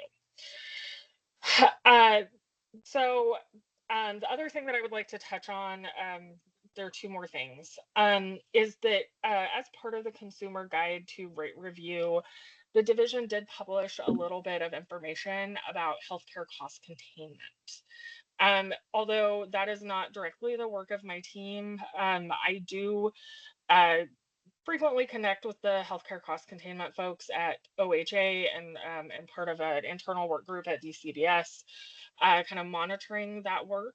And so we did look at where insurers were projecting their costs versus the healthcare cost containment program, with the idea that we don't really have a mechanism in rate review to affect that, but it is information that we can pass on to the cost containment program and that we should be at least making transparent to consumers, even if it's not within our purview and rate review to make a change.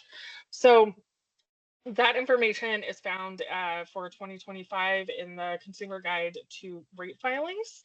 And if I understand Commissioner Silphie's direction, we're going to be putting something very similar together every year moving forward, so that folks can kind of have an aggregate place to look at the rate information. So the other thing that I would like to share is that just kind of the overall rate increase. So the average rate increase on the individual market is 6.2%. And on the group, the small group market, it is the final rate decision average was 8.1%.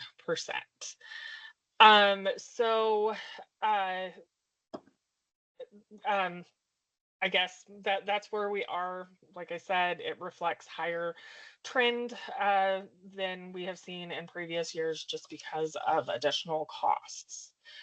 Finally, the last thing that I would say, just because I've taken a couple of consumer calls on this, is that it seems like a lot of the press, public press releases on the rates have only really shared the Portland area rates. And I've heard from folks who are in rural communities who are now getting their modification notices from insurers that the rate they're being quoted is above the 6.2% average rate increase that I just shared.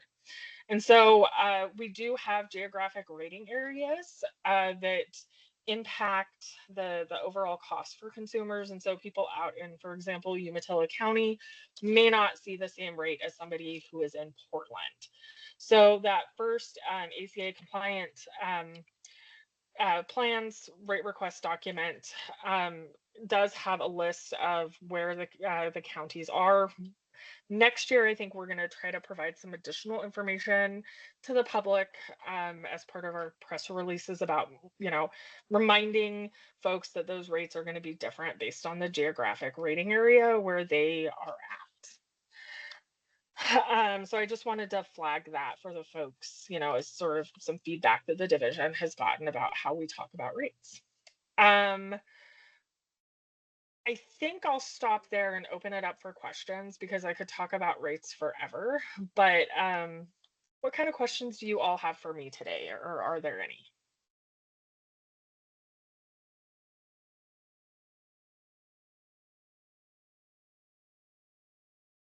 I'm not seeing any hands, so please feel free to reach out if you have questions. Otherwise, I'll give you guys some time back.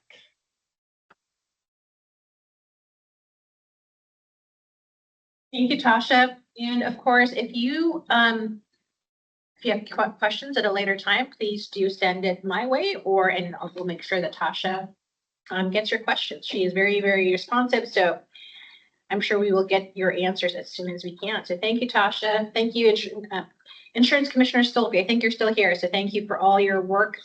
We know every year it's a lot of work to get our rates approved for 2025, so for any year actually. So thank you so much for all your work. I see a Charlie. Yep, we got a hand. Oh, Cheeky. Yeah, go ahead. Who is that? Was that Commissioner Stolpe? Yes. Yeah, but so. Charlie was first. Please go right ahead, Charlie.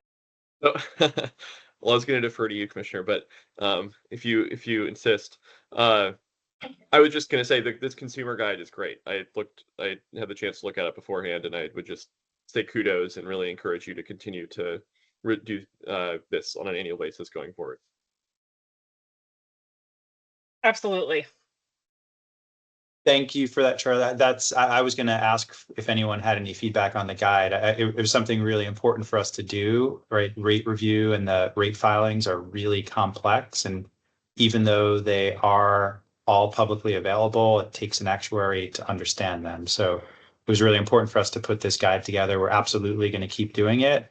And if anyone has any specific feedback, if there's a section of it that's not understandable, or if there are other issues that you think could benefit from being described in the guide, please let us know. We'd be happy to make changes to it. Thanks.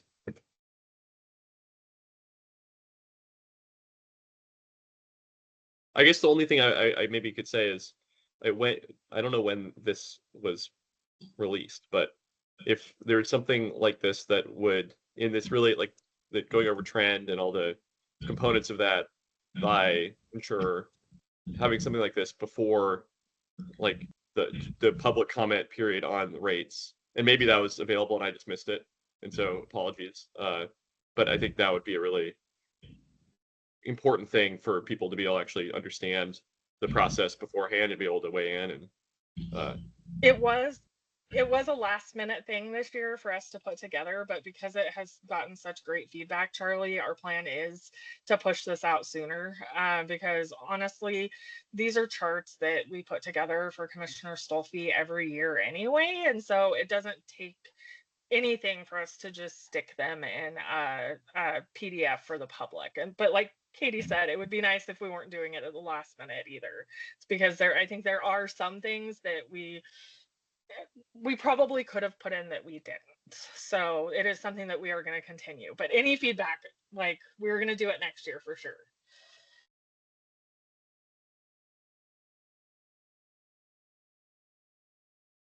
Any other? Oh, sorry. I was just looking to see if there are any other hands. I don't see any. I think that might be, we're turning it over to Katie. Wonderful. Hey, everybody. Like I said, I'm Katie Button. I use she, her pronouns. I'm the plan management and policy analyst, and I am going to talk to you today about what folks will see for 2025. So first off, I just like to say there are going to be a lot of changes. So if you are a consumer, if you work with consumers, please make sure that they're really looking closely at what their 2025 plan options will be, especially their crosswalked plan, because there will be some changes and we don't want people to be surprised. So the first one is that MODA, who has previously had two networks, the Affinity and the Beacon network, is now combining to one network. So it will be just the Affinity network, and it's statewide. So Benton, Lynn, and Lincoln counties will have MODA now. They have not been statewide for quite a few years, so that will be new. On the 2024 Beacon network, there was one extra plan. So that plan will be available on the Affinity network in 2025. So folks who are in the current 2024 Affinity network will see one extra plan next year. And then something that's a little bit funky is that all of the plans will have new plan IDs in 2025.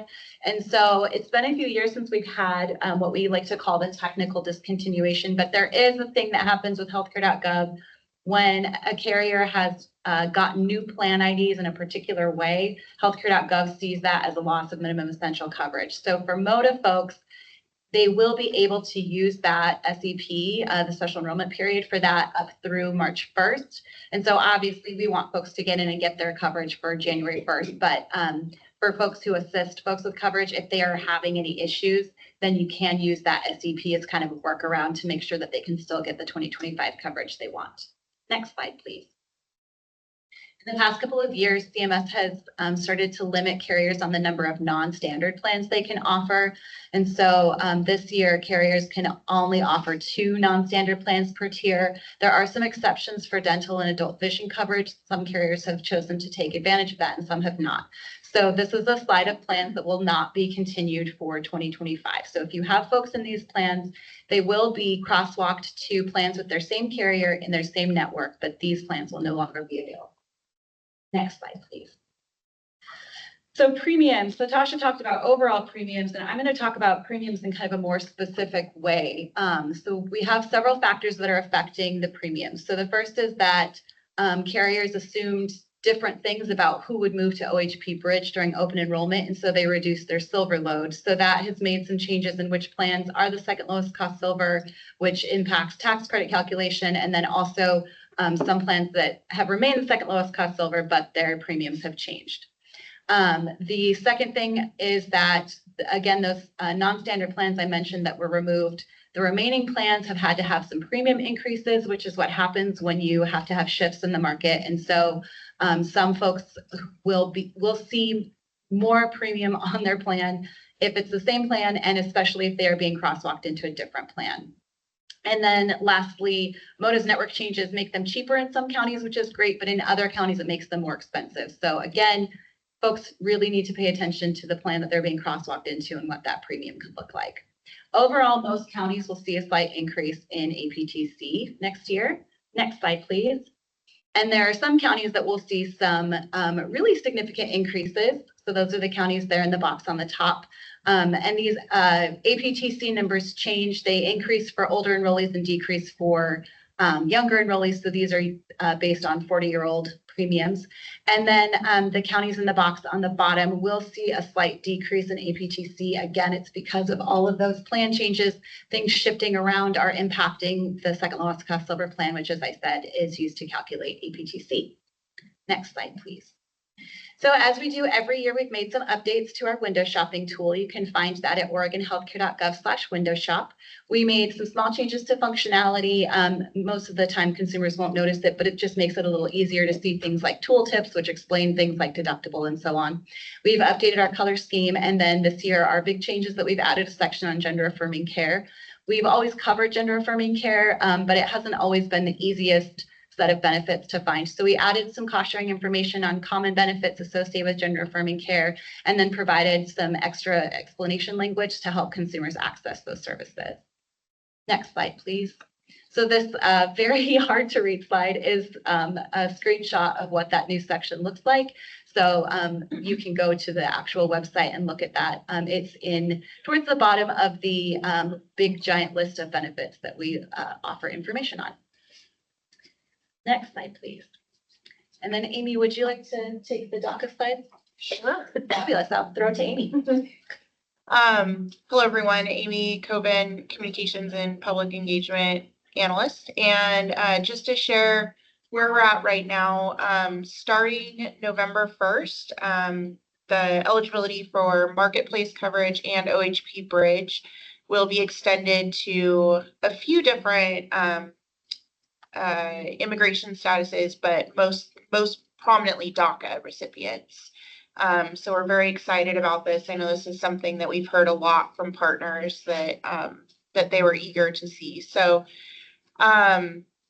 this is, again, set to go into effect November 1st. Folks can enroll through the marketplace starting November 1st, and they would qualify for a special enrollment period because of their new eligibility, so they can potentially get coverage for December 2024. We do really are encouraging our folks to remember that they do also need to actively enroll for 2025. They will not be automatically re-enrolled for the new plan year, but we're really excited to get them coverage. And I think, do we have one more? Yeah. So this gives a little bit of information and data. It's really hard for us to pinpoint where DACA recipients are in Oregon. The data is just not really there. But based on some reports that we recently received from USCIS, we know that there's just under 8,000 DACA recipients in Oregon, with the majority of those folks residing in Portland, Vancouver, Hillsborough area and the Salem area. So those are the two areas that we're really focused on, working very closely with the OHP and OHP Bridge Comms folks to share information about this expansion, and really trying to pinpoint those locations because we know that there's a lot of folks in those areas. And then for the not so happy part of this, there is some current litigation that is pending. There's the first case is Kansas versus United States. And there was a hearing on October 15th. There has not been any decision made so far in that litigation. That particular case is basically challenging the expansion of eligibility to DACA folks. So that could potentially halt the implementation. However, we've been told from our federal friends that they are continuing forward, just assuming that it's going to go into effect unless we hear otherwise. So I did put a link there to track the case. There's a few different places you can track it, and so far it just sounds like they're asking for more the judge is just asking for more information, so we haven't gotten really a lot of information there. And then the second case that's ongoing has been going for quite a long time. There's actually a hearing that happened on October 10th. Again, I don't have any updates on that quite yet, but That particular case is challenging the validity of DACA as a whole. And so if that goes sideways, so to speak, then DACA would no longer be a status essentially. And so this rule would obviously not take effect. So we're tracking both of those cases. Again, I don't have any updates. I know those dates have passed and we're all kind of waiting on bated breath to hear what will happen, but we are working on some materials to share out so that we can do some outreach to folks and make sure that everyone is aware of this expansion, assuming that it's going through. I think that's it for the DACA piece, yeah. So does anyone have any questions for Katie and Amy regarding our window shopping tool? Paul Harmon, I already see your hand up, so please take it away. Thanks. And this one's for Katie. If you could hop back to the slide with sort of the APTC impact. Really good news that it's not as bad as we may have feared at times.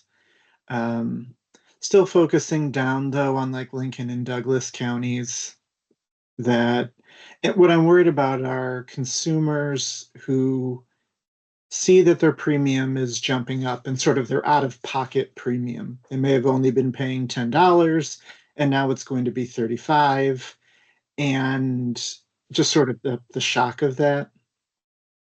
So just curious, is there any sort of communication plan, and maybe even particularly for producers or community partners in Lincoln and Douglas, because this is driven by the APTC?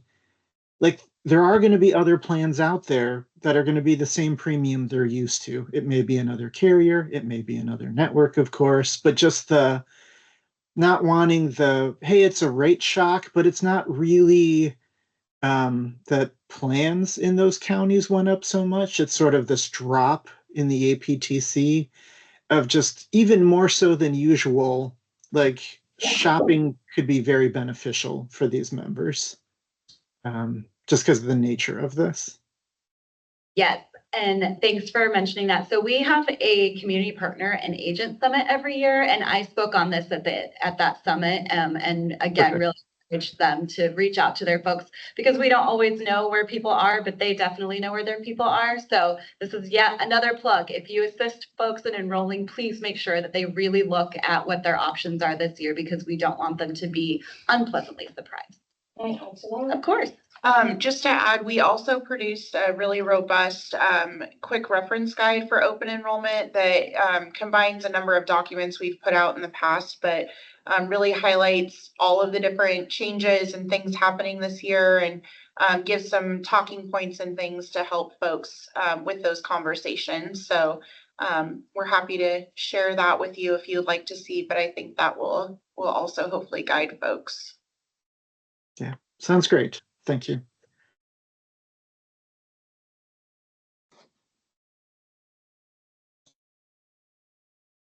Any other questions for Katie and Amy? And again, if you don't have any questions right now, our virtual doors are always open via email, and we'll be happy to follow up with you via email as well.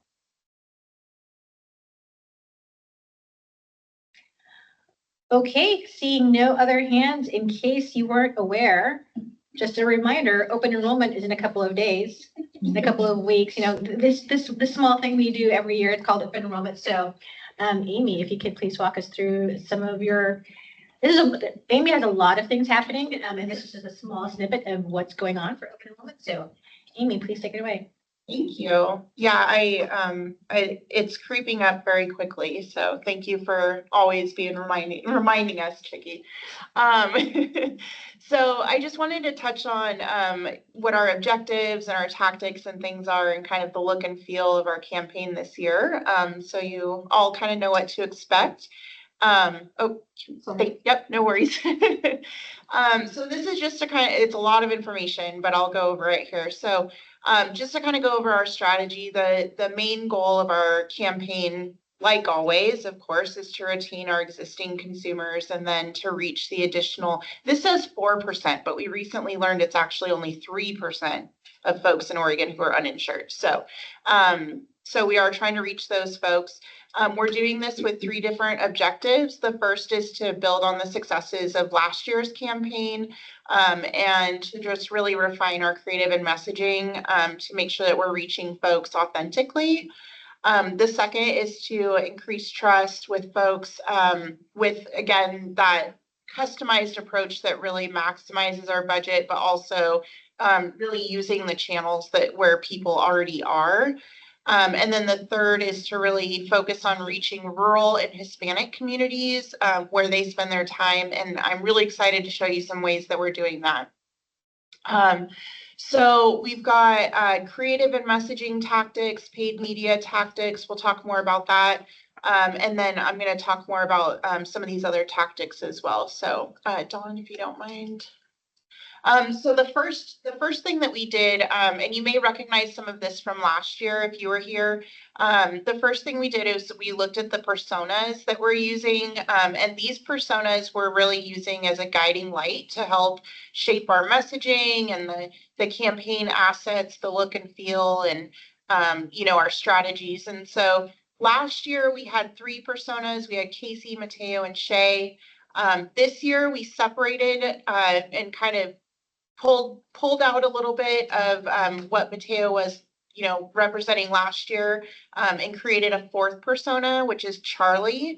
And the reason for that was while Casey is reaching the younger audience and Shay is reaching kind of our older, maybe parents with adult children, etc.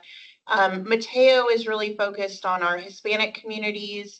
And Charlie's really more focused on our rural communities. And we really felt it was important to make sure that those were 2 standalone personas so that we were really considering the messages and the assets on an individual, you know, those individual basis. So I think that you'll see that that does help refine our messaging and everything a little bit. Next slide. So for our creative and messaging strategy, again, we're using a lot of similar look and feel to our campaign as what we used last year, even some of the same verbiage. And really the rationale behind that was because it worked.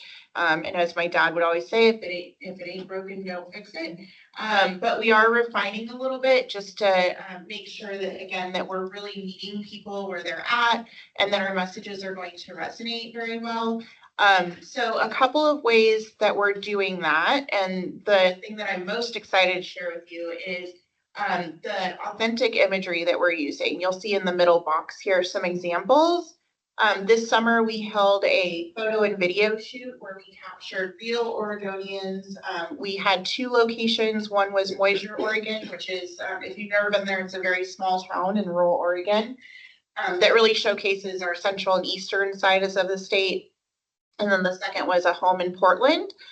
We were very mindful to make sure that we chose a location that could be representative of any home in the state. So we've got diverse audiences that we are reflecting, and I'm super excited to use these graphics. You'll actually see if you go to our window shopping tool, we've already got one of our photos up there. So so we'll be switching out some of our assets to reflect real Oregonians. So they look less stocky and more relatable. And then again, we're refreshing our messaging to really lean into the fact that there is free support available. What we continue to hear from our partners is that folks are just continuously surprised to hear that there's someone that will actually help them with this process and make that process a little bit less overwhelming.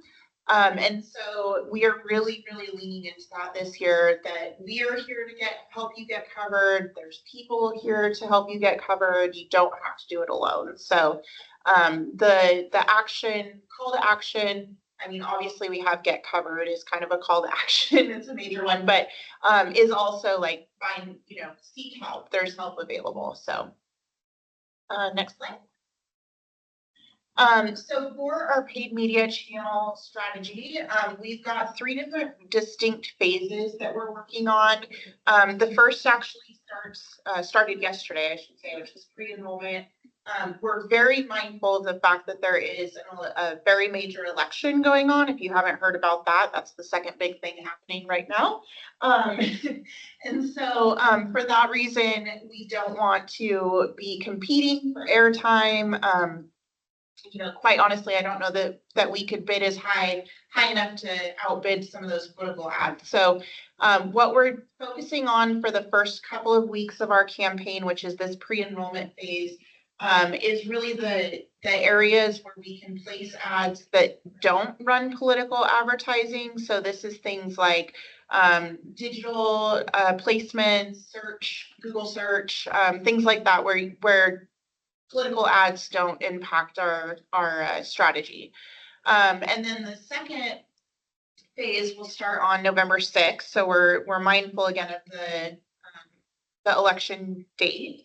So the day after the election, we'll really start hitting the ground really hard. We'll have broad strategies that will be deployed across the state in all channels, and I'll show you a little bit here. And we're really going to put a heavy emphasis up until December 15th because as you probably know, we want folks to enroll by the 15th so they have coverage starting January 1st.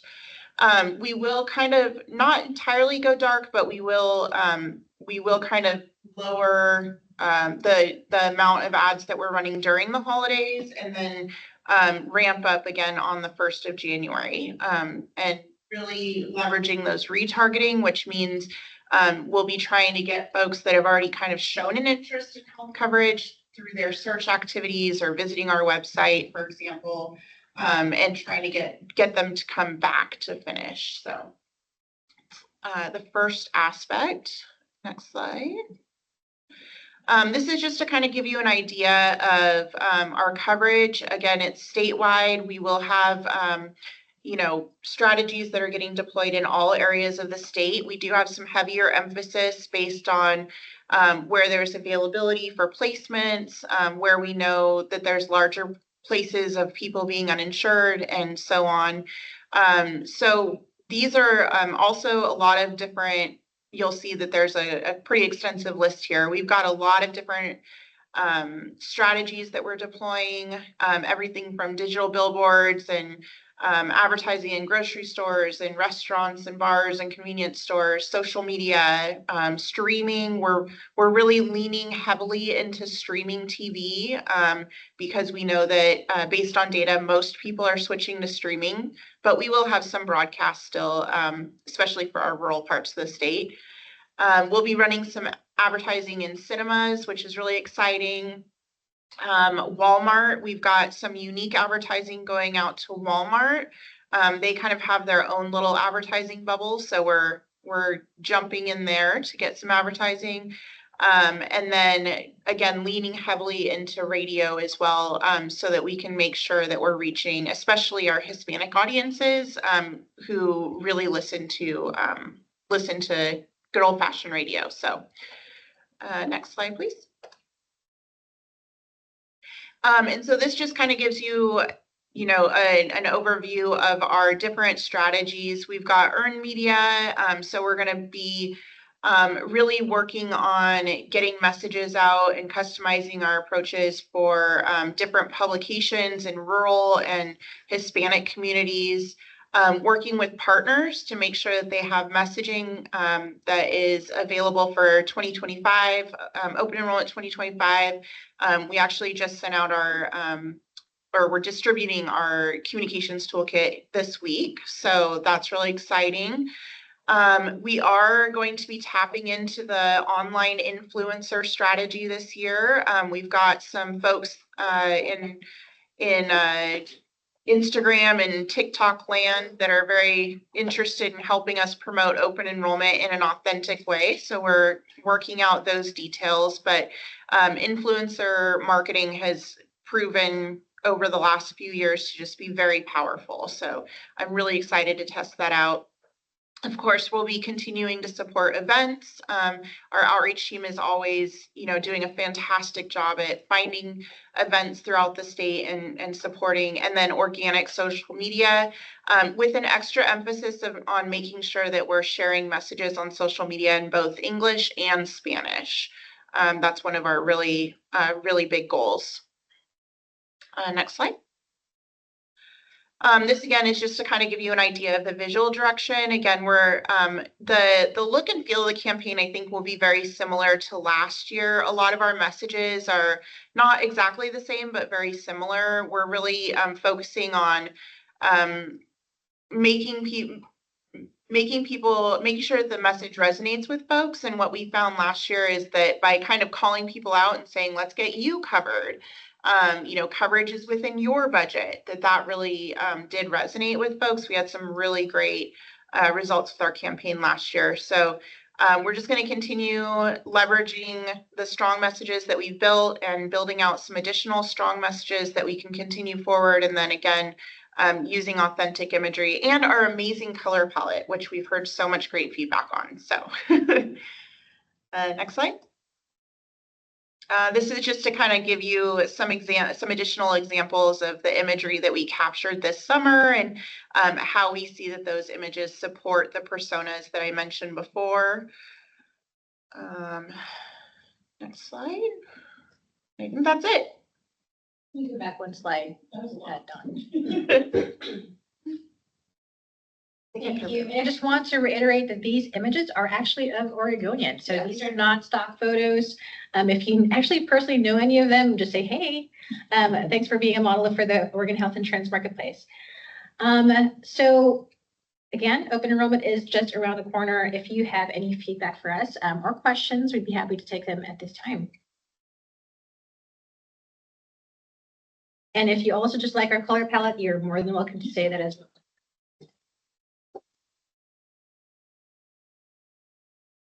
With hospitals and case management departments for the people that come through that are uninsured? That's a great question. So most of the medical systems, the hospitals, et cetera, they do have application assisters in their financial assistance department. And all of those assisters are cross-trained in both OHP and Marketplace. So they're able to share information. And then in addition, our Marketplace outreach team is, always stopping by local medical facilities to drop off literature and things too. So we're doing everything we can. But if you have any ideas, we're always happy to expand on that. I think the ED high utilizers are probably your 3%. Mm-hmm. Yeah, I would agree. Okay, any other questions for Amy?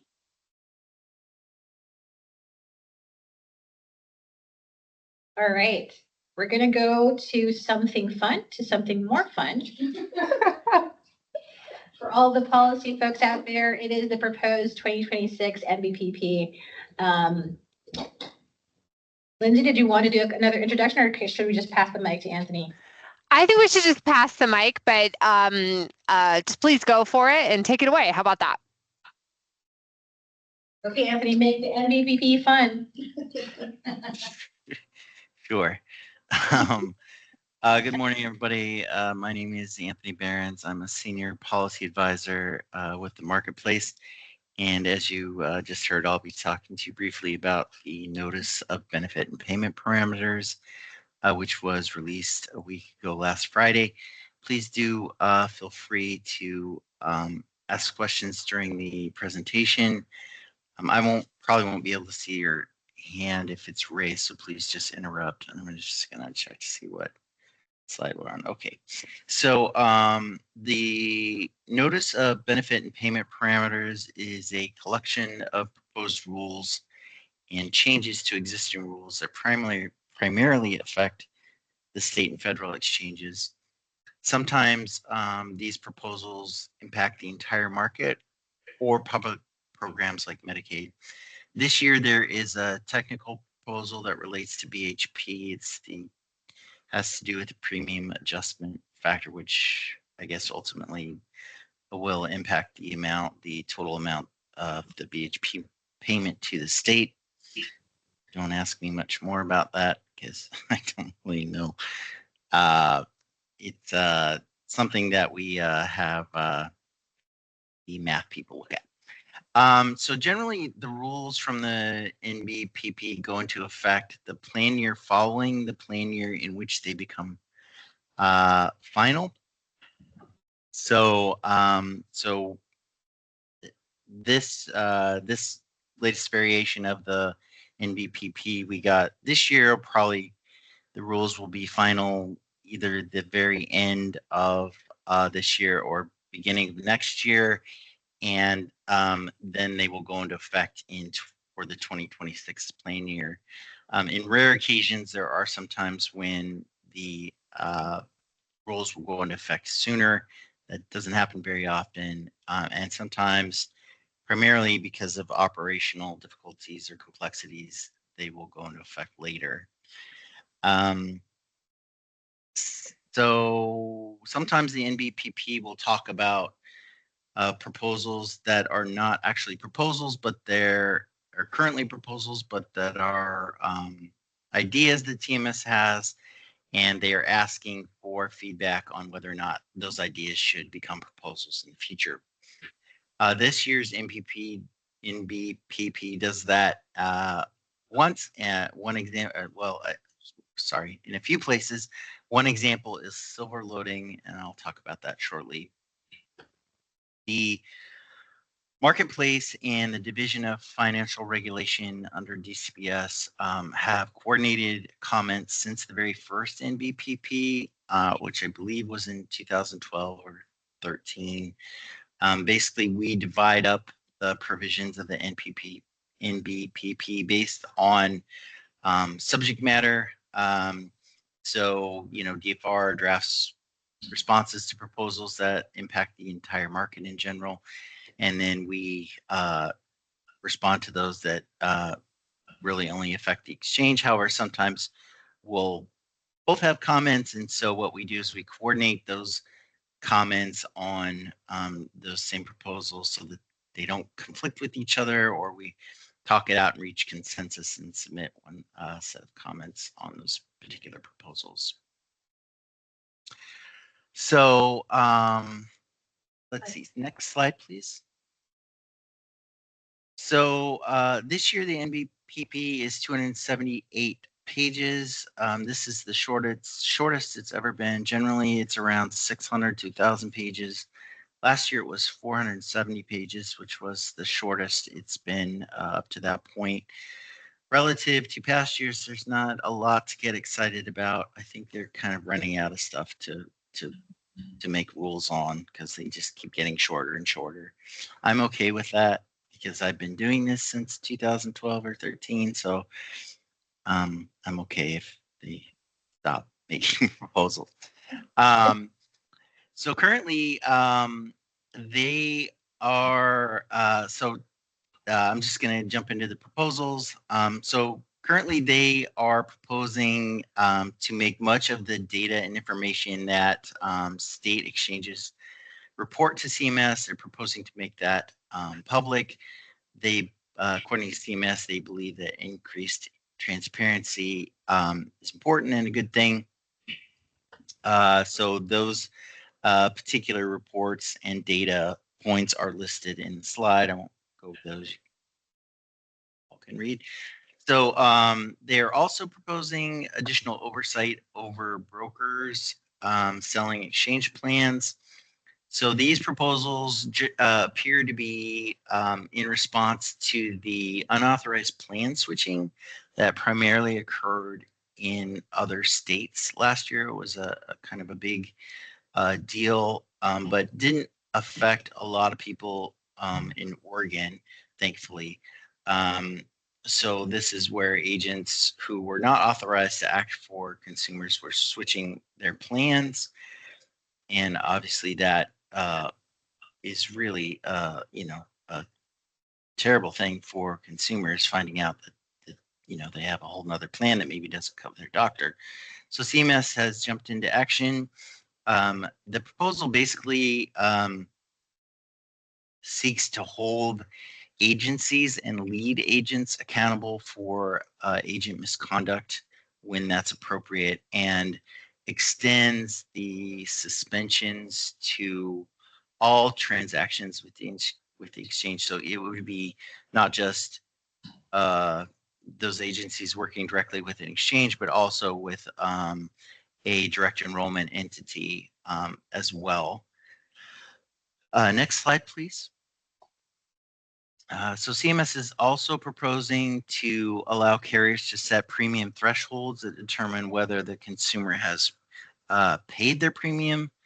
Specifically, they are proposing a set fixed dollar threshold of no more than $5, a threshold of no less than 95% of net premiums, and net premiums are those premiums after tax credits, or a threshold of no less than 99% of gross premiums. Obviously, those would be without tax credits.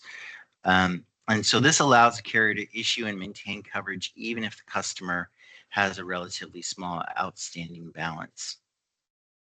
CMS is also asking for comment on whether or not they should codify its guidance on silver loading. So they had previously issued some more informal guidance on silver loading. And so now they're coming to the states and saying, hey, should we actually propose rules on this in a future NBPP? Next slide, please. So CMS is also proposing to extend the ability to appeal an application related to an adverse decision on behalf of an impacted applicant or enrollee to the person who actually filed the application on behalf of the applicant or enrollee. CMS believes that this will streamline the appeals process, since you have the person who actually filed the application is probably more familiar, or could be more familiar with it than the actual applicant or enrollee.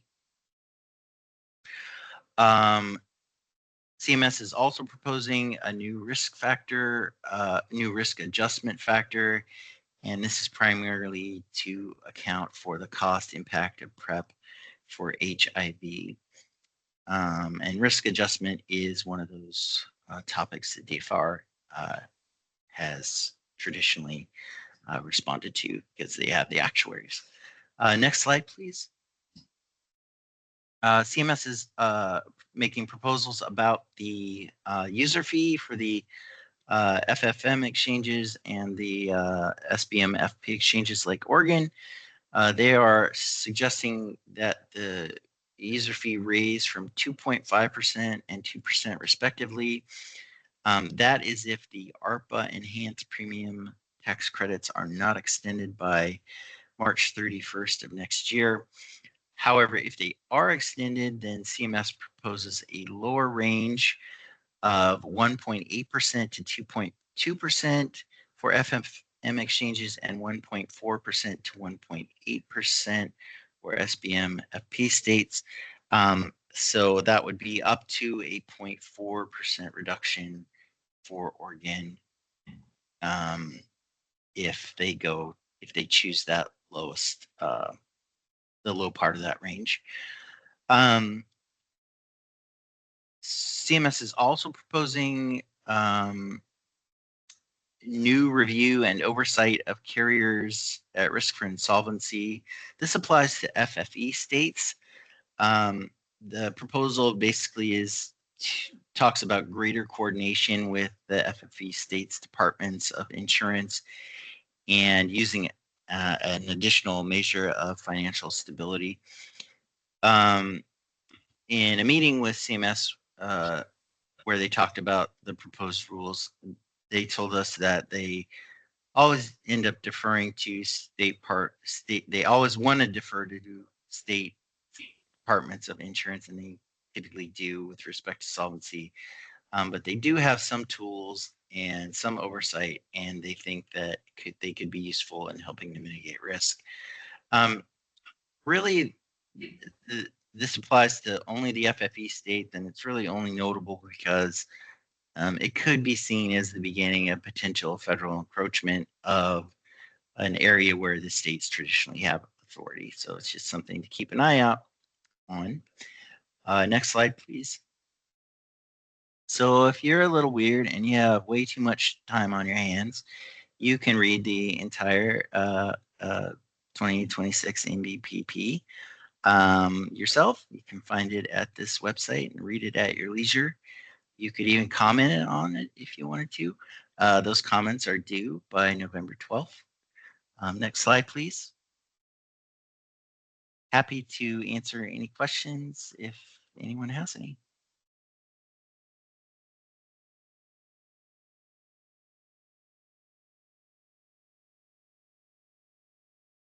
I don't see any virtual hands up, Anthony. So thank you. Wow, that's crazy. I can't believe that. Thank you for indulging us with a high-level overview. The team is currently digging into all the specifics of the 278-page, much to Anthony's dismay that it is shorter this year. We are diving into it, and then we are also, as Anthony mentioned, working very closely with the Division of Financial Regulation, as we have in many, many years past, and we will be submitting a comment by November 12th, and that's November 12th, 5 p.m. Eastern, correct, Anthony? It has to be in Eastern time?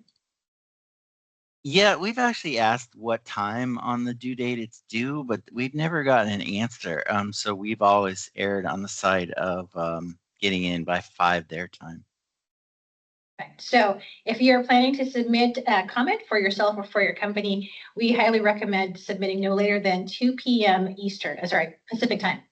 That's 5 p.m. Eastern on November 12th. So thank you again, Anthony, and thank you in advance, team. I know this is always some light reading every year and a lot of collaboration that happens to get these comments to the feds. All right. Well, thank you very much. I think that we've got next up a little time held for public comment again. So just wanted to ask if there's anyone who wanted to speak. And just to confirm, we also did not receive public comment through email. Got it. Thank you for that confirmation. Anyone else?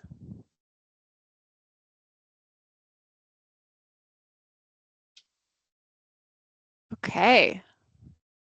I think then that we are moving on to work plan. Yep. Okay. I think that's you, Victor, or I think it's you. Okay.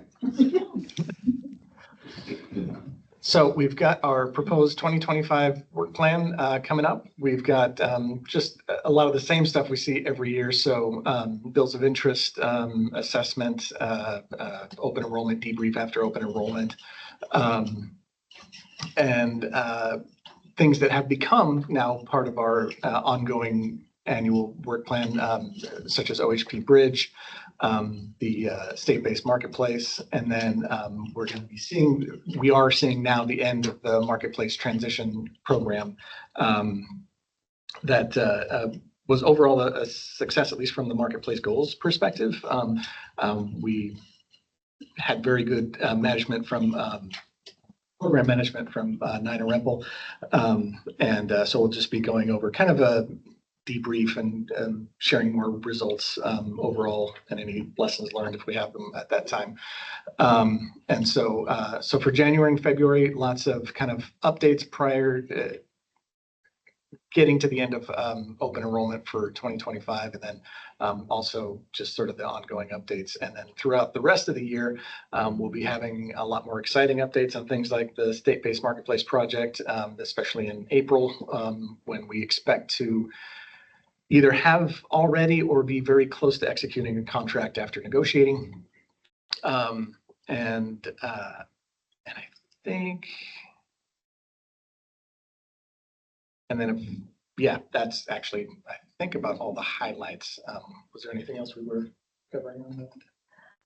No, so 2026 is going to be a busy year for the marketplace and the HIMAC. Between the legislative session, that's a long session, so that's every year, every odd year rather, is when we talk about, is that when we need approval from the legislature for our program budget. And then as we've mentioned a couple of times in this meeting, we have POP 424. So between that and then really getting into gear with the state-based marketplace project implementation, as Victor said, it will be a busy year for 2025 leading into 2026. So here is a proposed baseline work plan for you all. We have, as you all know, we have 5 big committee meetings. Big meeting, it's 9 to 12 every identified Thursday on that specific month. And then we have our ad hoc meeting in February to talk about the marketplace assessment rate for the following year. So could this be all that we're going to talk about? Absolutely not. It really depends on how what happens within the year, especially if there's impacts to the federal election on the state level. We'll definitely bring that in, as well as any other developments that come out of the legislative session that will impact the marketplace. We'll bring it forward. So this is the baseline work plan. It is a living document and can be changed by the committee at any time throughout the calendar year. So interim chair, Lindsay Hopper. This is one action item for the committee to have a first and second motion and then vote on. And I'd be happy to call the roll so that we can record the votes. Okay, well then maybe we start first with, is someone willing to make a motion?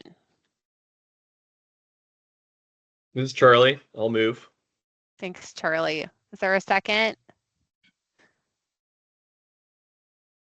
This is Paul. I'll second. Thank you, Paul. Any questions, conversation, discussion? Okay, then Chicky, if you think it best to call the roll, please go for it. Okay. Gladys, how do you vote? Approve, yes. Thank you, Gladys. Director Ali? Approve. Thank you. Interim Chair Lindsay Hopper? Vote aye for approval, please. Neshoba Temperley? Vote for approval. Thank you. Director/Commissioner Andrew Stolfi? Vote aye for approval. Thank you. And with everybody, and Kathleen, do you vote to approve? Okay. So we have majority vote and the baseline work plan for 2026 passes. Thank you, everybody. Okay, let me take this over from Interim Chair Lindsay Hopper. As you all know, this is the time of the year, actually the time of the last few years, that we have vacancies in both the chair position and the vice chair position.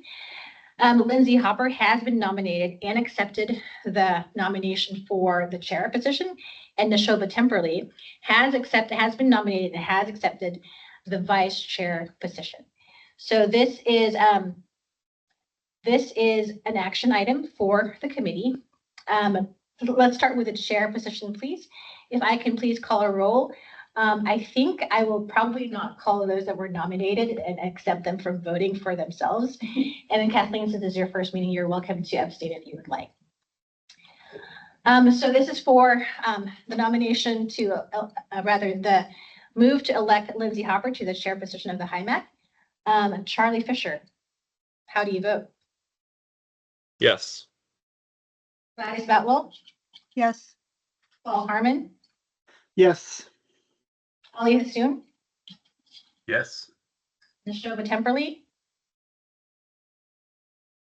Yes. Andrew Stolfi? Yes. Kathleen Ork? Thank you very much. And with that majority vote, congratulations, interim chair, now permanent. Oh, I can't say permanent. Permanent chair for now until your term expires or when you decide to resign. Thank you so much, Lindsay Hopper, for being our chair for the next couple of years. Okay, moving on to the vice chair position. This is to elect Neshoba Temperley to the vice chair position of the Health Insurance Marketplace Advisory Committee. Charlie Fisher, how do you vote, please? Yes. Gladys Batwell? Yes. Paul Harmon? Yes. Ali Hassoun?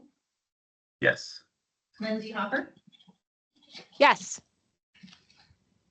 Andrew Stolfi? Yes. Kathleen Ork? Thank you.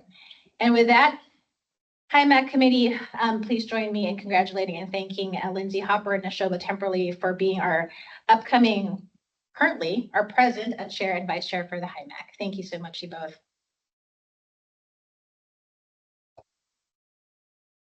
We need a golf clap like emoji for those of us. Thanks, everyone. We will give it our best shot, I am sure. And thanks for the chance.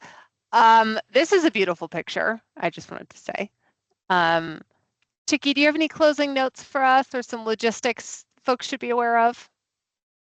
Yes, so our next meeting is on the calendar for December 5th. We would like to hold the option to either cancel or definitely hold it, or at the very least, maybe just hold it as an online meeting. So we usually reserve that right, or at least ask, because December, it depends on the weather. And it really depends on what the topics we need, so like we need to talk about in a meeting. So we could just change the format and or maybe send updates depending on what's going on in December. I know we have at least 4 people who are very, very busy. So I'm looking at all our insurance agents and the community partners, because that is really the sprint towards the December 15th deadline, and that's really a third of our team. So we would like to hold that that ability to potentially change the format, change the timing, or maybe cancel altogether depending on what's going on. If that's okay with the committee, we'll definitely be communicating ahead of time what the potential plans are. Hopefully that nobody has any, hopefully everyone's okay with that approach for the December 5th meeting. I am seeing no violent opposition to that. No strong concerns. So it sounds like folks should just keep an eye on their email like usual. Fair? Okay. For the schedule change. Yep. Okay, great. And I believe that's all the logistics we have today for the. Okay, then I think no other topics for closing that I'm aware of, unless I've missed something. Anyone? Okay. Well, I think with that we can adjourn. And thanks everyone, and be well. And lots of work ahead. So thank you all, and see you later. Thank you, everybody. Have a good day. Thanks. Thank you. We still ended early. The delay in the beginning. Usually we're pretty good about, like, there's always a few who don't take up their whole time, so then that works out well. Few auctioneers speaking fast. Oh, no, I was trying to, I'm like, I'm sorry, I only have one speed. It's either really fast or no talking. Better than Sean. You're better. Thank you.